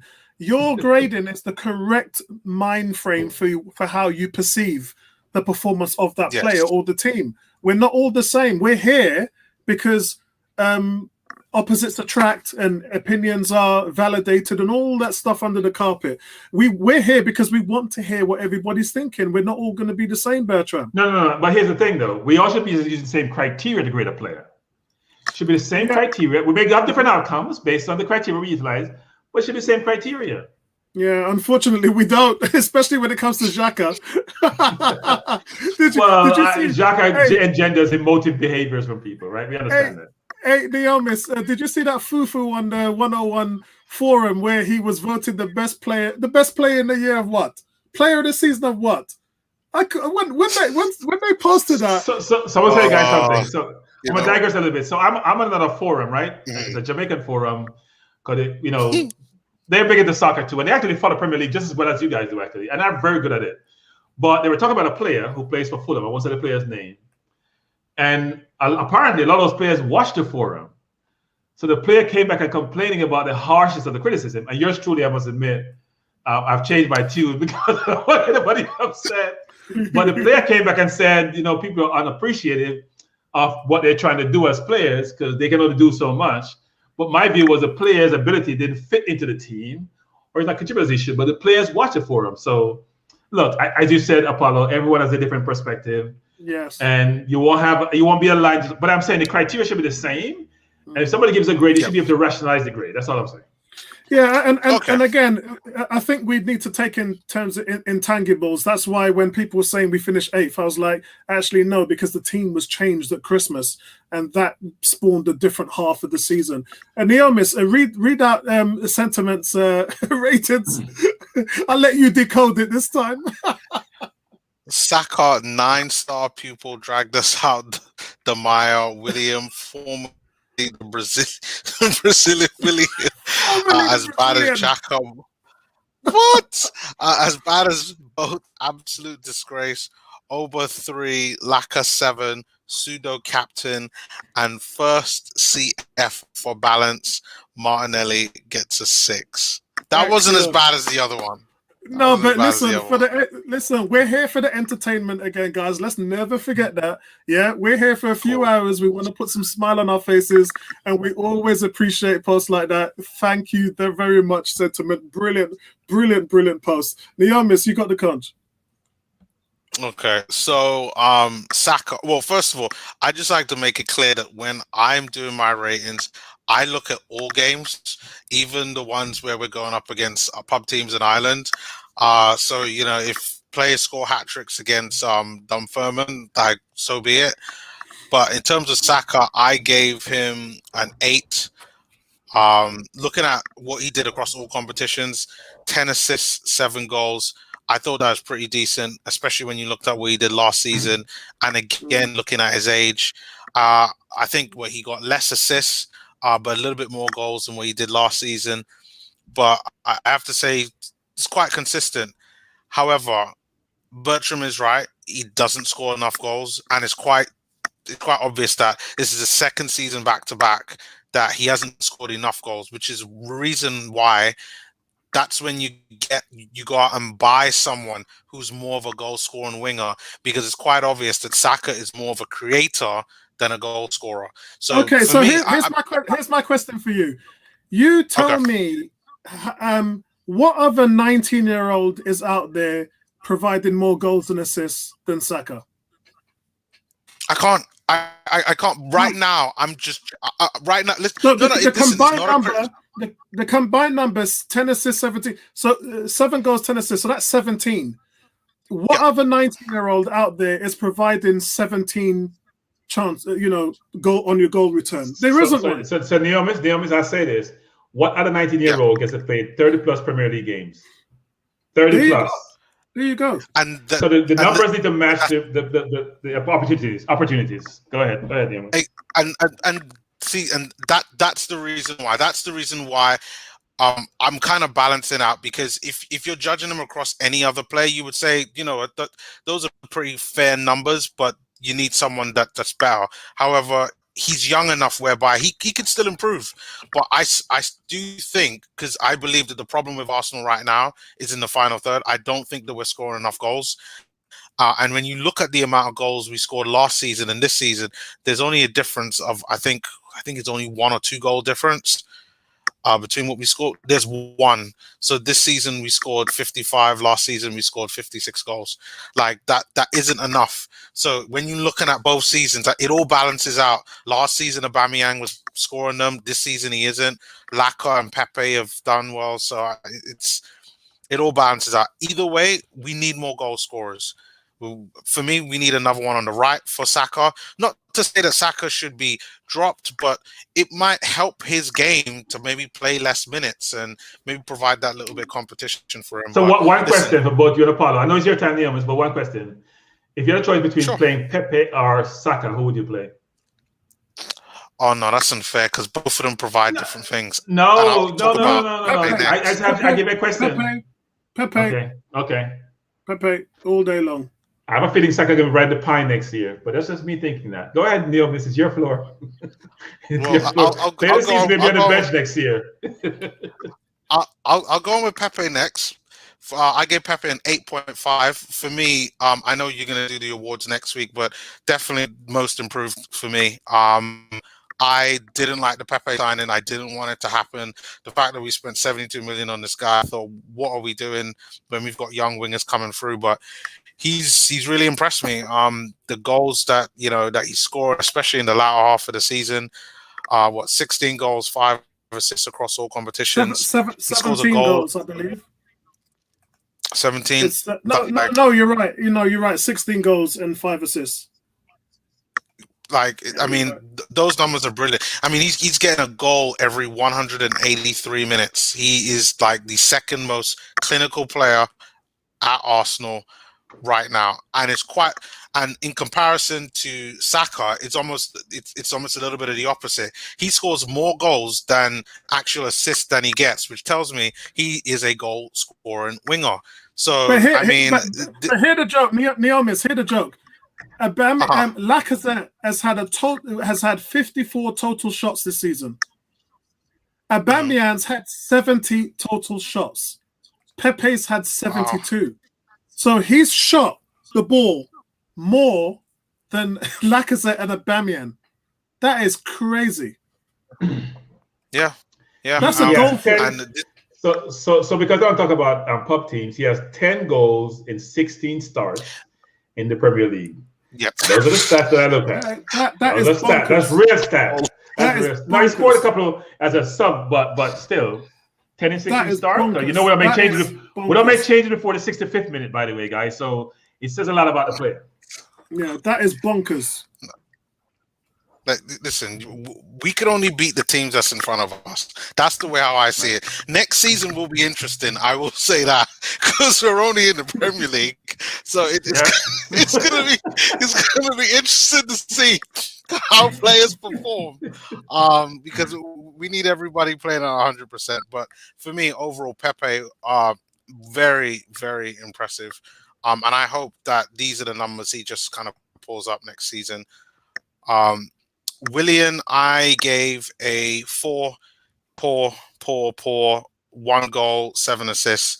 7 assists and 1 goal might be decent for a sub, but just the eye test with him, just like he goes missing, like he doesn't do anything. I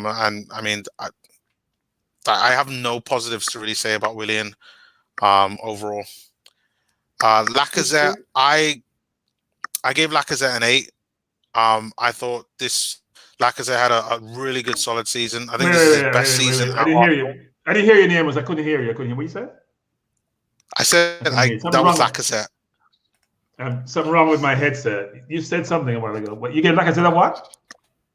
I gave him an 8. I gave Lacazette an 8. I thought he had a solid season. Okay. 11 p.m. in the UK. Time to start drinking that white rum. Wow. Jeez. Hold on. That white rum is kicking in. Neomis, come closer. Let me see your eyes. I just want to see if they're dilated. The white rum has kicked in. The white rum has kicked in. Hear me out.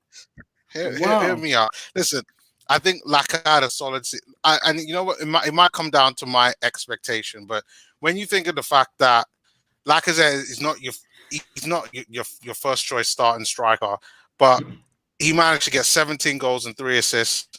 His best time at Arsenal, a goal every 144 minutes. That's the best at Arsenal in terms of being clinical.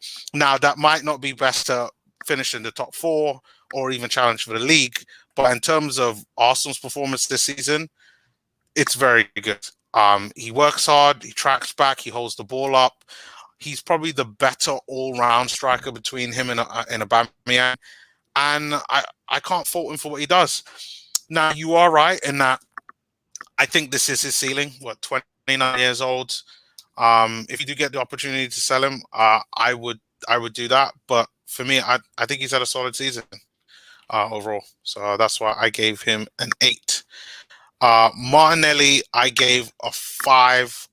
I think for me, it was difficult to judge him. And when I looked at the amount of minutes that he's actually played less minutes than Eddie Nketiah. So I feel sorry for doing that. For me, he should have played more minutes overall. But 2 goals, 2 assists. Yeah, 2 goals, 2 assists. I it's hard for me to judge that because normally I expect at least like 1,400 minutes in a season for me to be able to judge you. So, and remember what I said. Haaland has just scored 37 goals this season for Dortmund. Yeah, in a almost a bush league, but anyway. Oh my god! So disrespectful. Sorry. Bush league. Any league that takes Mustafi and Kolasinac is a bush league. Bush league. Any league that takes Mustafi and Kolasinac has to be a bush league. I'm sorry. Not even box or conference. Right, let's go to Ebony. Ebony, you got the conch. All right, Saka, Hold on. 9. I didn't give Aubameyang. Sorry. Okay. I'll be quick. Go on. Aubameyang, I gave 4.5. I think for a lot of reasons you guys talked about. He's just fallen off a cliff in terms of stats. Goal every 201 minutes. That's not good enough. This guy's your captain. He has scored a lot of goals across all competitions, but compared to the standards that he's previously set, it's not good enough. And that's the end for me. Sorry, go on, Ebony. All right, Saka, 9 out of 10. He's he's young, he's hungry. Defenses are scared of him. As managers are telling teams getting teams to have 3 or 4 players around him. That's how scared they are. And the fact that he scores goals, he creates chances. He needs to be. I know he signed a new contract, so therefore, I'm glad that we're keeping him. And he needs to. I'm not saying burn him out because he's still young, but he needs to start as much as possible. And the fact that he started a lot of games last season only because there were injuries to some of the old players. Nonetheless, he is an all-round player. 9 out of 10. Willian, get out of my club and take your hair with you.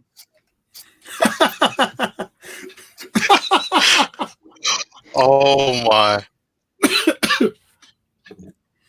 The guy can't pass, he can't run with the ball, he falls over the ball. So hold on, Ebony. do? Hold on, Ebony.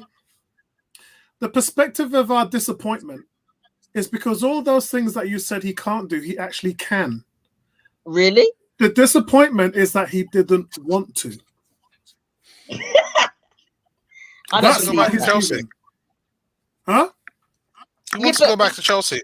Yeah, they won't take him. They won't take him. They won't have him. I don't care where he goes. We signed him on a 3-year contract. Come on now. Come on. He doesn't bring anything to the team. All right, he scored 1 goal. And I can't take that away from him. And it was a very good free kick as well. But that is it.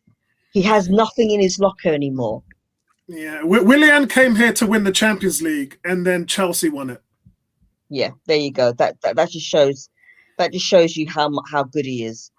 I think what it is as well, we got to remember some of these stars, they see Arsenal winning the FA Cup. He was watching on the sidelines. We all saw the TV screens where Willian was in the stands as Arsenal beat Chelsea once again. And let's thank Bertram for highlighting on last night's stream just how many times Arsenal have beaten Chelsea. 3 times they've beaten them. So take what you can out of that. But Willian saw all of this, and they buy into it. Oh, I'm going to a great team that's on the way up. New manager, striker who's just committed himself to the club long term, one of the best in world football. And you come to the club, and then they lay an egg. Exactly. So the reason why William's performance went down because he didn't want to be here, and the season wasn't even over. The same day, on the last game of the season, man said he's moving on. There you go. And who are the gullible ones? The Chelsea retirement home. That's Arsenal Football Club. He needs to go. And there is talk about him going. I'll believe that on Arsenal.com. Aubameyang, disappointment. The disappointing play came well and truly before he suffered from malaria. Let's get real. He'd gone off the boil, and I don't know if it's a case of, all right, I've signed a new contract, so therefore I'm gonna play really badly. I don't know what's inside his head, and I've been saying that for a long time. I don't know what's going on, but the amount of chances he's missed. How many sitters has he missed in the season? He's missed quite a few, and it's embarrassing. For me this season, there's been times where he's played very lazily. Yeah. So let's use the same terminology that we use with Willian. The lack. If Aubameyang's your top striker, and Pepe, who hasn't played as much games as Aubameyang, mind you, Pepe's had more shots than Aubameyang. What does that tell you? Aubameyang didn't want to shoot. He couldn't be bothered. He didn't care. But he got his money though. That's what that matters, really. I don't think that's it, though. I think Pepe can create his own shot. Abba can't create his own shot. Aubameyang so there's a difference. Aubameyang isn't the type of player that will fight for the ball 9 times out of 10. Now and again he'll track back, but that is it. He's been poor. Willian, I've got to rate Willian. Willian, I'm giving a 1. Aubameyang 3. Lacazette, I'm going to give him a 7.5. I think he is more of an all-round player than Aubameyang. He scores more goals. Yes, he has missed sitters. Let's not even go on about the one that he missed and everybody started screaming. I think he holds the ball up. He brings players in. I'm going to give him a 7. Pepe, when he plays on the right side of the pitch, he gets a 9. He creates. He terrorizes. The left side is his own. The reason why we bought him was because he is a left-sided player. But when you have a manager that constantly plays him on the wrong side, he's not going to excel. And that's why a lot of Arsenal fans have been disrespecting him. And I've always stuck up for him. I've always said give him a chance. But when you actually look at it, when you have a manager that plays a player out of position, this is what you get from a lot of Arsenal fans. You get a lot of Arsenal fans disrespecting him. Play him on the right side, he gives you what you bought him for. So when he's played on the right-hand side, which is not his position, I've given him a 5. And that's not his fault. When he's played on the left side, he gets a 9. Martinelli showed us why he should be starting time and time again. Even though he's missed, he's been a threat.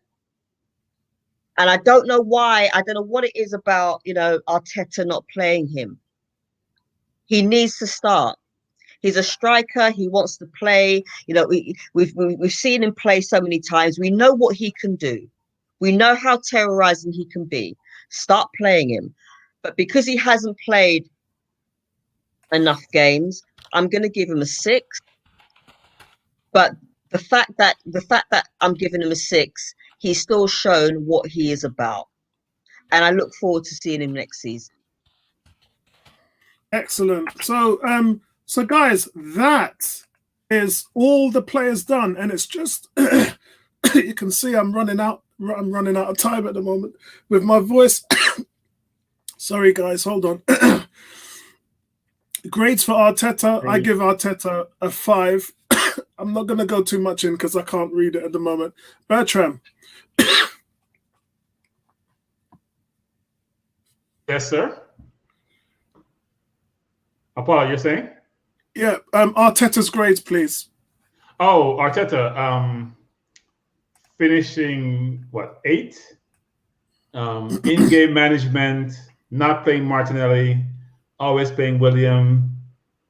Sabias lack of change in the Europa League there, but making changes in the 70th plus minute a lot of times, not adapting to his opponent a number of times. I can't give him more than a 4 for the season. So as I said, I've given him a 5. Sorry, guys.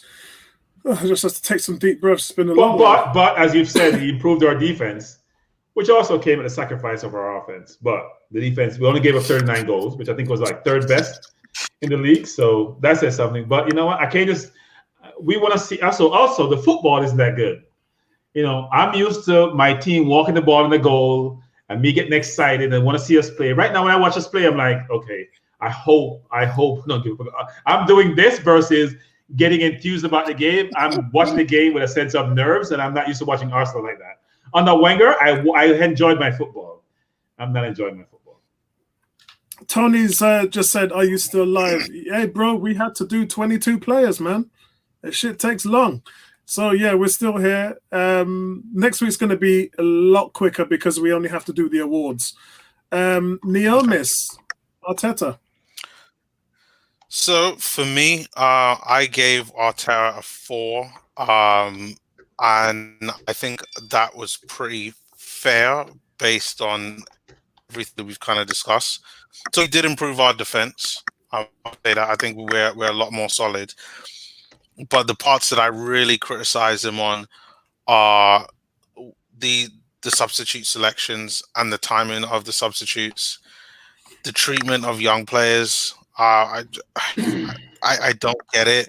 Like how William Saliba, and whether he's ready or not, we've had him now going into the 3rd season and he still has not made his Arsenal debut. I think is an absolute travesty. And I will forever not understand that. Yeah, I don't think that's Arteta's fault. If the manager thinks he's not ready, he's not ready. It's not. That's more on William Saliba for me. What do you think he's not trying? Because I mean, based on what he's done at Nice this season, why try at Nice and not at Arsenal? I mean, even before then, let's use Bertram's term. It's okay for Bush League, but this is the Premier League. Yeah? Look, William Saliba is different from a lot of Arsenal fans. Until I see him kit up and play in the and I made the comparison to Gabriel, and I hope Arsenal fans get it. If Gabriel is struggling at this level, and he's a way better player than in terms of further ahead in his development as William Saliba, then that's got to tell you all you need to know about how much Saliba needs to pick up his game. Gabriel was a ready-made player, come right out of the blocks. Saliba was a developing player. 2 different things. Gabriel's 23, Saliba's 19, and Gabriel is struggling. So I see Tony come in, join us, flashing his hair like Black Jesus. Welcome. Oh, listen, sorry, Tony. Tony, is it your birthday? Is it your birthday, Tony? No. Couple of weeks before it's me, but just thought I'd pop in and say hello. How you doing? So I couldn't join you guys earlier, but yeah. That's good to see you, Tony. Good to see you. Seeing some of my grades. So, Ashley, you can just do all of yours in a row, but I've actually I think I sent yours. You sent it to me, Tony, before, and I already said yours. Yeah. Arteta, Neomis, finish off with Arteta. Oh yeah. On top of the situation with the likes of Saliba, and then choosing players to send out on loan. I don't think you understand. Like, I like Joe Willock and I rate Joe Willock. I have been since Emery really gave him a chance. Every goal that I've seen Joe Willock score is a notch that I'm like, he is just beating Arteta with every single goal that he scored. How Arteta could have come to the decision that he doesn't need him and decided to loan him out. Bewildered. Okay, so the argument against that is that you really don't know until you loan him out. Now he knows. No. He had shown enough promise before Arteta. He'd shown enough. He was good enough to be at the very least on the bench. Yeah, I remember Arteta started him in 2 games and he played in 3, and he didn't see enough. And with all defense, I made a statement. I know I was typing at the time, but I did say to Tony and Bertram, look, Joe Willock hasn't played well, and I hope it doesn't hurt his development and that the boss gives up on him, because it happens, you know. It's happened to a few of our players, happened to Nketiah, who I'm a big fan of, to put all that pressure on young shoulders, and then they don't perform, and then you lose faith. So I think the loan actually worked, where they see this guy in training every day, remember. It's not the goals, the quality of the goals he scored were really good, but it's the teams he was scoring against. This guy's scoring against the top 6 teams. So when you hear all these players, these fans say, "Oh yeah, don't worry about that player. He plays for West Brom or he plays for Brighton. He ain't gonna be good when it." No. Some of these talented players are scoring against the big boys. But not only that, he's scoring against big teams playing for Newcastle. So let's think about him scoring for West Ham and against Tottenham and against Liverpool and against all these teams playing for Newcastle, for Christ's sake, who can't get out of their own half. They can't get out of their own half. He's scoring against all the top teams. So maybe we are the problem and not he's the problem. That's what I'm saying. No. Remember, we are the problem as a fan base. Like, we don't rate our young players, and I'm sick and tired of it. It frustrates the hell out of me. The thing is, it's not even. Sorry, go on. No, go on. I was just about to say, you know, we have to deal with comments like, "Oh, Nketiah can't do it for the first team," and hold on a second. Who do you think won us 3 games last season? Who scored against West Ham? Nketiah as an example. Norwich, who scored against Southampton? Nketiah won us those games. And Bertram, I tagged you in on the YouTube, on the Facebook forum, and showed you those games because people have just forgotten it because they're British. They tagged them with this. No. We don't. We're not biased against if you're British or not. We're biased against if you can't play, if you're good or not. And I said so, Willock. I've always read it. I've said it before in our forums that Willock, to me, when you have a goal-scoring midfielder, they're not dime a dozen. Goal-scoring midfielders are rare in today's football. Yeah, and he was doing it last season. And not playing the 10 too. It's one thing to play goal-scoring midfielder. You play the 10 normally to be goal-scoring, like a Madison. He's playing the 6 or the 8. He's not playing up top to score goals, but he has energy. Now, look, his game needs refining, right? Let's not get carried away that his total game is there. But there's enough evidence to say the kid has ability and therefore should be given some opportunities. Now, he won't start next year. I'm telling you. He will not start next year. Of course. Not the way I think he's doing. He's an option to play next to Thomas Partey in that midfield, especially in certain situations. Not happening by this fan base. They want the Basuma, they want a Kante type. They don't want all the fan base that don't want him to play. They can go away. I've had enough. Neomis, you heard my quote last week. They were selling for 30 million to buy a 30 million player who does what he's currently doing. That's the sad part about it is that's true. That's the other thing, though. I say this, guys, which is, I think what we don't focus on enough is that the player goes to a team like Amen does and they have the freedom to play, they don't feel pressure because you know what? They can just play. They know they're going to still play. They're going to start or they're going to come off the bench. But when you're at Arsenal, it doesn't work like that. Unless you're Aubameyang, unless you're even Tierney, unless you're David Luiz or Goalkeeper, you will not get able to play if you're not playing well every single week. Or unless you're William, who God knows how long he stays in the team. Don't want to knock William. I think William's a good footballer. But when you're William and you're that young, if you don't hit the run running like a Saka does, you won't get to start a lot of games. Yeah, me and Tony used to say, in regards to our young players, like, big fish in a small pond when you're on loan, and then you come back in and it's small fish in a big pond, and that's that pressure. That's the expectation. So, yeah, go on. What's your grade? Oh yeah, no, it's a 4. It's a 4. I think on the balance of everything, I think a 4 is fair. So Tony, we're rating Arteta at the moment. Bertram's given him a 4. And Neomis has given him a 4. I've given him a 5. Yeah. And Ebony? Right, I'm going to do this very quickly because I've got to wake up tomorrow morning, so I'm going to go after this. Right, I'm giving Arteta a 3. I'm sick and tired of his late substitutions. I'm sick and tired of the fact that he loaned out players that we could have used. I'm sick and tired of the underestimation of teams, of opponents. I'm sick and tired of the excuses. I'm sick and tired of the fact that he doesn't seem to have any player management. Don't get me wrong. Yes, he has actually improved our defense, but his treatment, as has been said, his treatment of the young players has been abysmal as far as I'm concerned.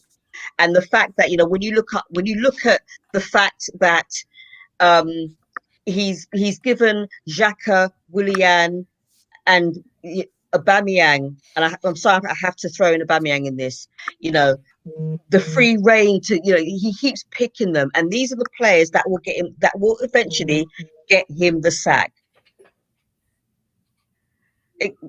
But it's true. It's like the same players, as has been said, and you said this, Apollo, the same players that let down Wenger, Ljungberg, Emery are going to get him the sack. And if he keeps on persisting with the Willians, the Xhakas, even the Aubameyangs, he's gonna be out of a job. And this is why, and I've been saying this so many times, you have to let the kids play, because it is the kids that have gotten us out of the second half of the bottom half of the table. When we were 15th, everyone was crying. I knew we weren't going to get relegated, but everyone was like, "Oh, we're going to get relegated." I knew we weren't going to be relegated, but the fact of the matter is, it is those children that actually got us out of a hole. So. Okay. The fact that he's actually been poor with his choices and underestimating opponents, I'm sorry, he gets a 3. Okay, Tony, what was your grade for Arteta? I don't think I read that out on your list. Okay, so I graded him 4.5, and I think we have to basically break this down into what is the result of this season. I can go on for days about the histrionics around players that aren't at the club, but at the end result is what did we achieve in the season.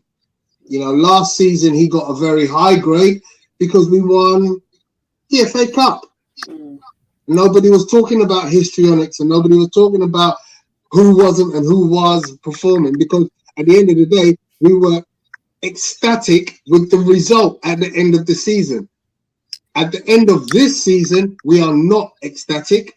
We are displeased with our league position, despite the fact that we could have sneaked into 6th place or 7th place, but 4.5 is the best he can get as far as I'm concerned. And I think you guys have discussed most of the poor.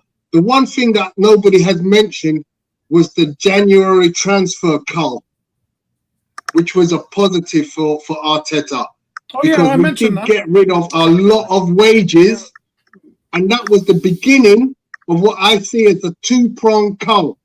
Yep. January was one. This summer, we will see the next stage of that. And I do believe there will be a third cull. Because I don't think that you can get rid of 12 players in one summer. And that is how many players we've got that I've mentioned several times could easily be just gone out the door. 2 of them are guaranteed because they're not even our players. Yeah. But there are another 10 players who can quite easily just go like that. Another 3 are on I mentioned it to Nabil, I think. I mentioned it to Nabil. Yeah. Right, guys, I've got to go. I shall see you on the next one. No problem. We're closing comments anyway. So anything you want to say before you gotta go? As I said in the beginning, we've got to buck up our ideas. It'll be very interesting to see what is happening in the transfer window. And quite frankly, if I see another Chelsea player, ex-Chelsea player, signed for Arsenal, I will scream. And I will pledge my allegiance to Brentford. Seriously, it's getting beyond a joke. All right, then have a good one, everybody. Peace, guys. Going to be Tammy Abraham. Nice one.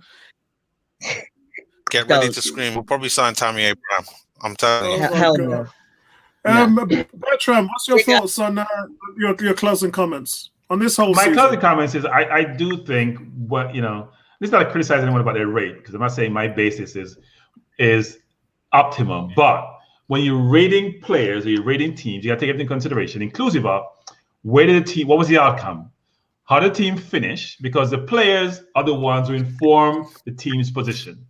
So you can't make it mutually exclusive and say, you know what, the ratings is based on the individual performance. When the team did poorly, that player contributes to the team.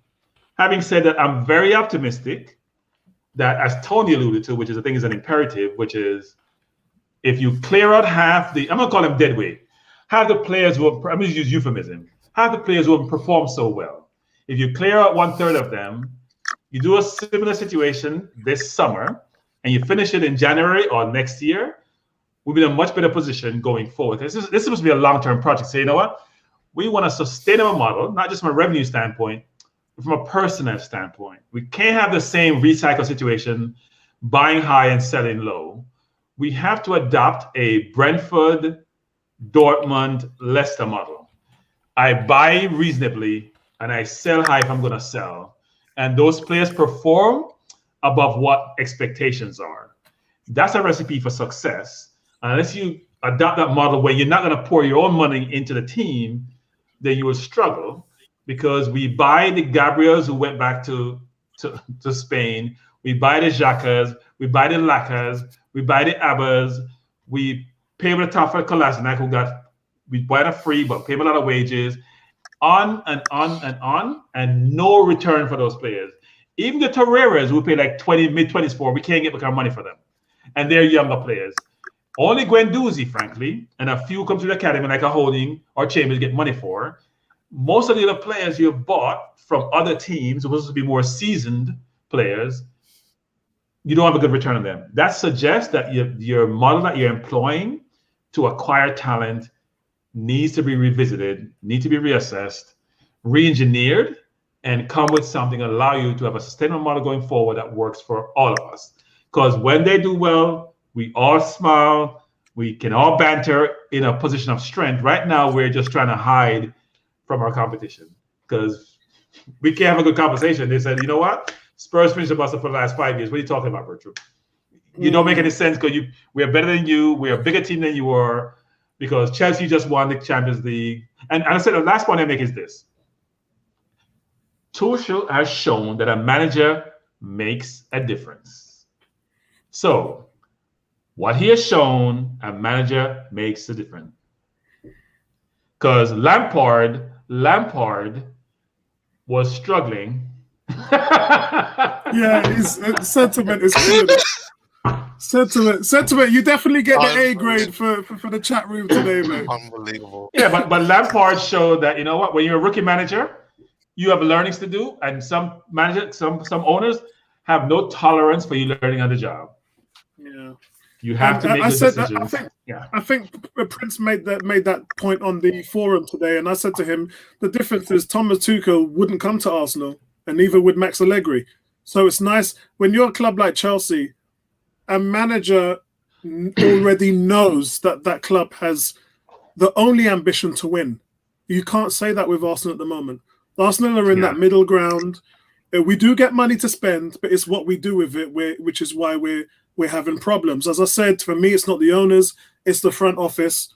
That's where the mistakes are happening. And I would like to see Vinay and Edu get their act together and stop all this foolishness, which we've seen with Willian, Suarez, Mari, and all this stuff, which Tony has alluded to for quite a while. We need to be smart with our money. The problem is, let's not forget that the big clubs also make mistakes. But because they throw so much money on the wall, they have to just wait and see what sticks. Yeah, they have disaster signings too. The problem is when you're a club that's watching your money and your finances, when you make a disaster signing, the impact of it is much greater than it would be with a bigger club. City does make mistakes, by the way, because when you have oil money, you don't make mistakes. It's just it's in the kitty. Some 30 million from the kitty. Oh, that's not a mistake. That's throwaway money. We can't afford that because we're a self-sustaining model. Exactly. In self-sustaining model, every dollar counts, or every pound actually counts. So, Neil, Miss, any final comments from you? Yeah, I am quite skeptical just because I know what the current situation is. I'm in hope that we get the signings right. I'm hoping that there's no stupid or silly decisions in maybe some of the players that we get. But I'm going to be keeping my watchful eye, Sauron's eye on Edu and this club and the decisions that they make, because by first game of the season, I expect at the very least, like, the gaping holes just need to be addressed. I expect that the holes in this team need to be addressed. Backup for Party, left back, a winger that can score goals. That's probably the key part. And then depending on players that leave, be able to address and replace them. And that's it. What about you, Tony? Well, I'm surprised Bertram didn't mention the Super League, but I'm kind of glad he didn't. I think football's gonna. I'm kind of optimistic. I am kind of optimistic, but I'm writing next season off. There's too much work to be done. There's too much work to be done. That's a smart. That's a very smart way to look at it, and that's the reason why you guys don't see me running out like the house is burning on fire, because I've always I signed up to this project. I understood what work needed to be done in order to change the problems here, and I think some fans who wanted success straight out the box probably didn't understand the task ahead. And look, the FA Cup win was fantastic, but it couldn't be replicated. Quite frankly, some of the players that were very impactful in that run are just not here. So we are where we are. And the only way is up. And look, from the great Stephen A. Smith, sometimes when you enjoy the sunshine, and you don't enjoy the rain, you complain about the rain is too dark. But what you have to remember is there can't be sunshine without rain. Yeah, flowers can't grow unless it rains. Why is a British person talking about sunshine? You don't get sunshine. Because I'm talking about the bad. You don't get sunshine. Hey, bro, you should have seen it. Been in London today. Hot and around today, man. Yeah. You better stay outside and enjoy it. It won't be there long. When teams are doing really well, it's fantastic to be in the stadiums and see them lift the trophies and everything else. But when it rains and things are bad, that's actually more pivotal, because that's where you get to find out your deficiencies. That's where you get to find out what you're really made of. That's where you get to find out the work that you need to be done. And then it's the process of seeing that work come together. And I've always been a strong advocate of that. So while you have a lot of fans who are having some of the worst times that they've ever had as Arsenal fans, I'm actually embracing it, because I want to see the work that is going to be put forward to see how we improve as a team. And I'm excited for these developments. So, guys, that's it from us, man. Nice long stream. Not what I planned for my first one back. I really struggled today. Thank you guys for bearing with me. I've had to take a few long 5-10 minute breaks out of the stream just to get my voice back, and I could hear my wife in the front room shouting, "This is too long, Apollo. You told me you'd only be on for an hour or so." But we've got to go through 22 players, so I'm happy with that. Next season, a little bit more of a cut down, slimmer version. Next week, we're going to be doing Player of the Year, Young Player of the Year, most disappointing player, and all those that stuff. So we're not going to take up too much of the time, but it's the off season now, so we've got to figure how we're going to make the content nice and warm for you guys and entertaining, because that's where we're at right now. So thank you guys for staying with the channel. Thanks to my panel, guys. We had some fun today. Tony, yeah, we had a laugh. We always try to have a laugh. Thanks for popping up, mate. And guys, I want to thank you again, and let's look forward to next season. There's a lot of work to be done, and Tony's really hit the nail on the head, that there is so much to do. And that's the reason why, look, Arteta never got the sack, because they realized how bad this thing was. If you would have brought another manager in, first of all, you wouldn't have been able to attract a big name. You would have brought in an Eddie Howe, or you would have brought in an also ran manager, or a Ranieri, or a Rafa, or someone like that. And you, in 6 months' time, you'd be in the same boat, because these players are not good enough to take this team forward. And there has to be a plan to move forward. And you have to enact that plan and go through all of your measurements and your foundation in order to build. And when Arteta sat down in the office in his interview, all this was discussed. And the owners have bought into the vision. I've bought into the vision, even though at times it's looked really bad and shaky. And look, Arteta's done his first year, for his first full season, and there's a lot that he can take from this. And I like the fact that he came out and said that he can also improve. Not just the players, I can also improve. I made mistakes. That is a sign of someone who understands that he alongside the whole program has to improve at what he's doing. So I'm on board, and let's see what they can do for next season. All right, guys. Peace, man. I'm just reading that Chelsea's getting ready to splash the cash. I get it. Yeah. Do you know how much money they earned? 98 million from the Champions League win, which goes right back into the transfer market, because he doesn't need the money. Wow, 98 million with another 94 million from the Premiership TV rights, 30 million in bonuses for the TV rights. You're already talking about 220-30 million without even their sponsorship shirt deals and everything else that's happening. The rich stay richer, guys. Yeah. All right, man. Nice one. See you guys later. Thanks for joining us, everybody. Appreciate the love. See you guys later.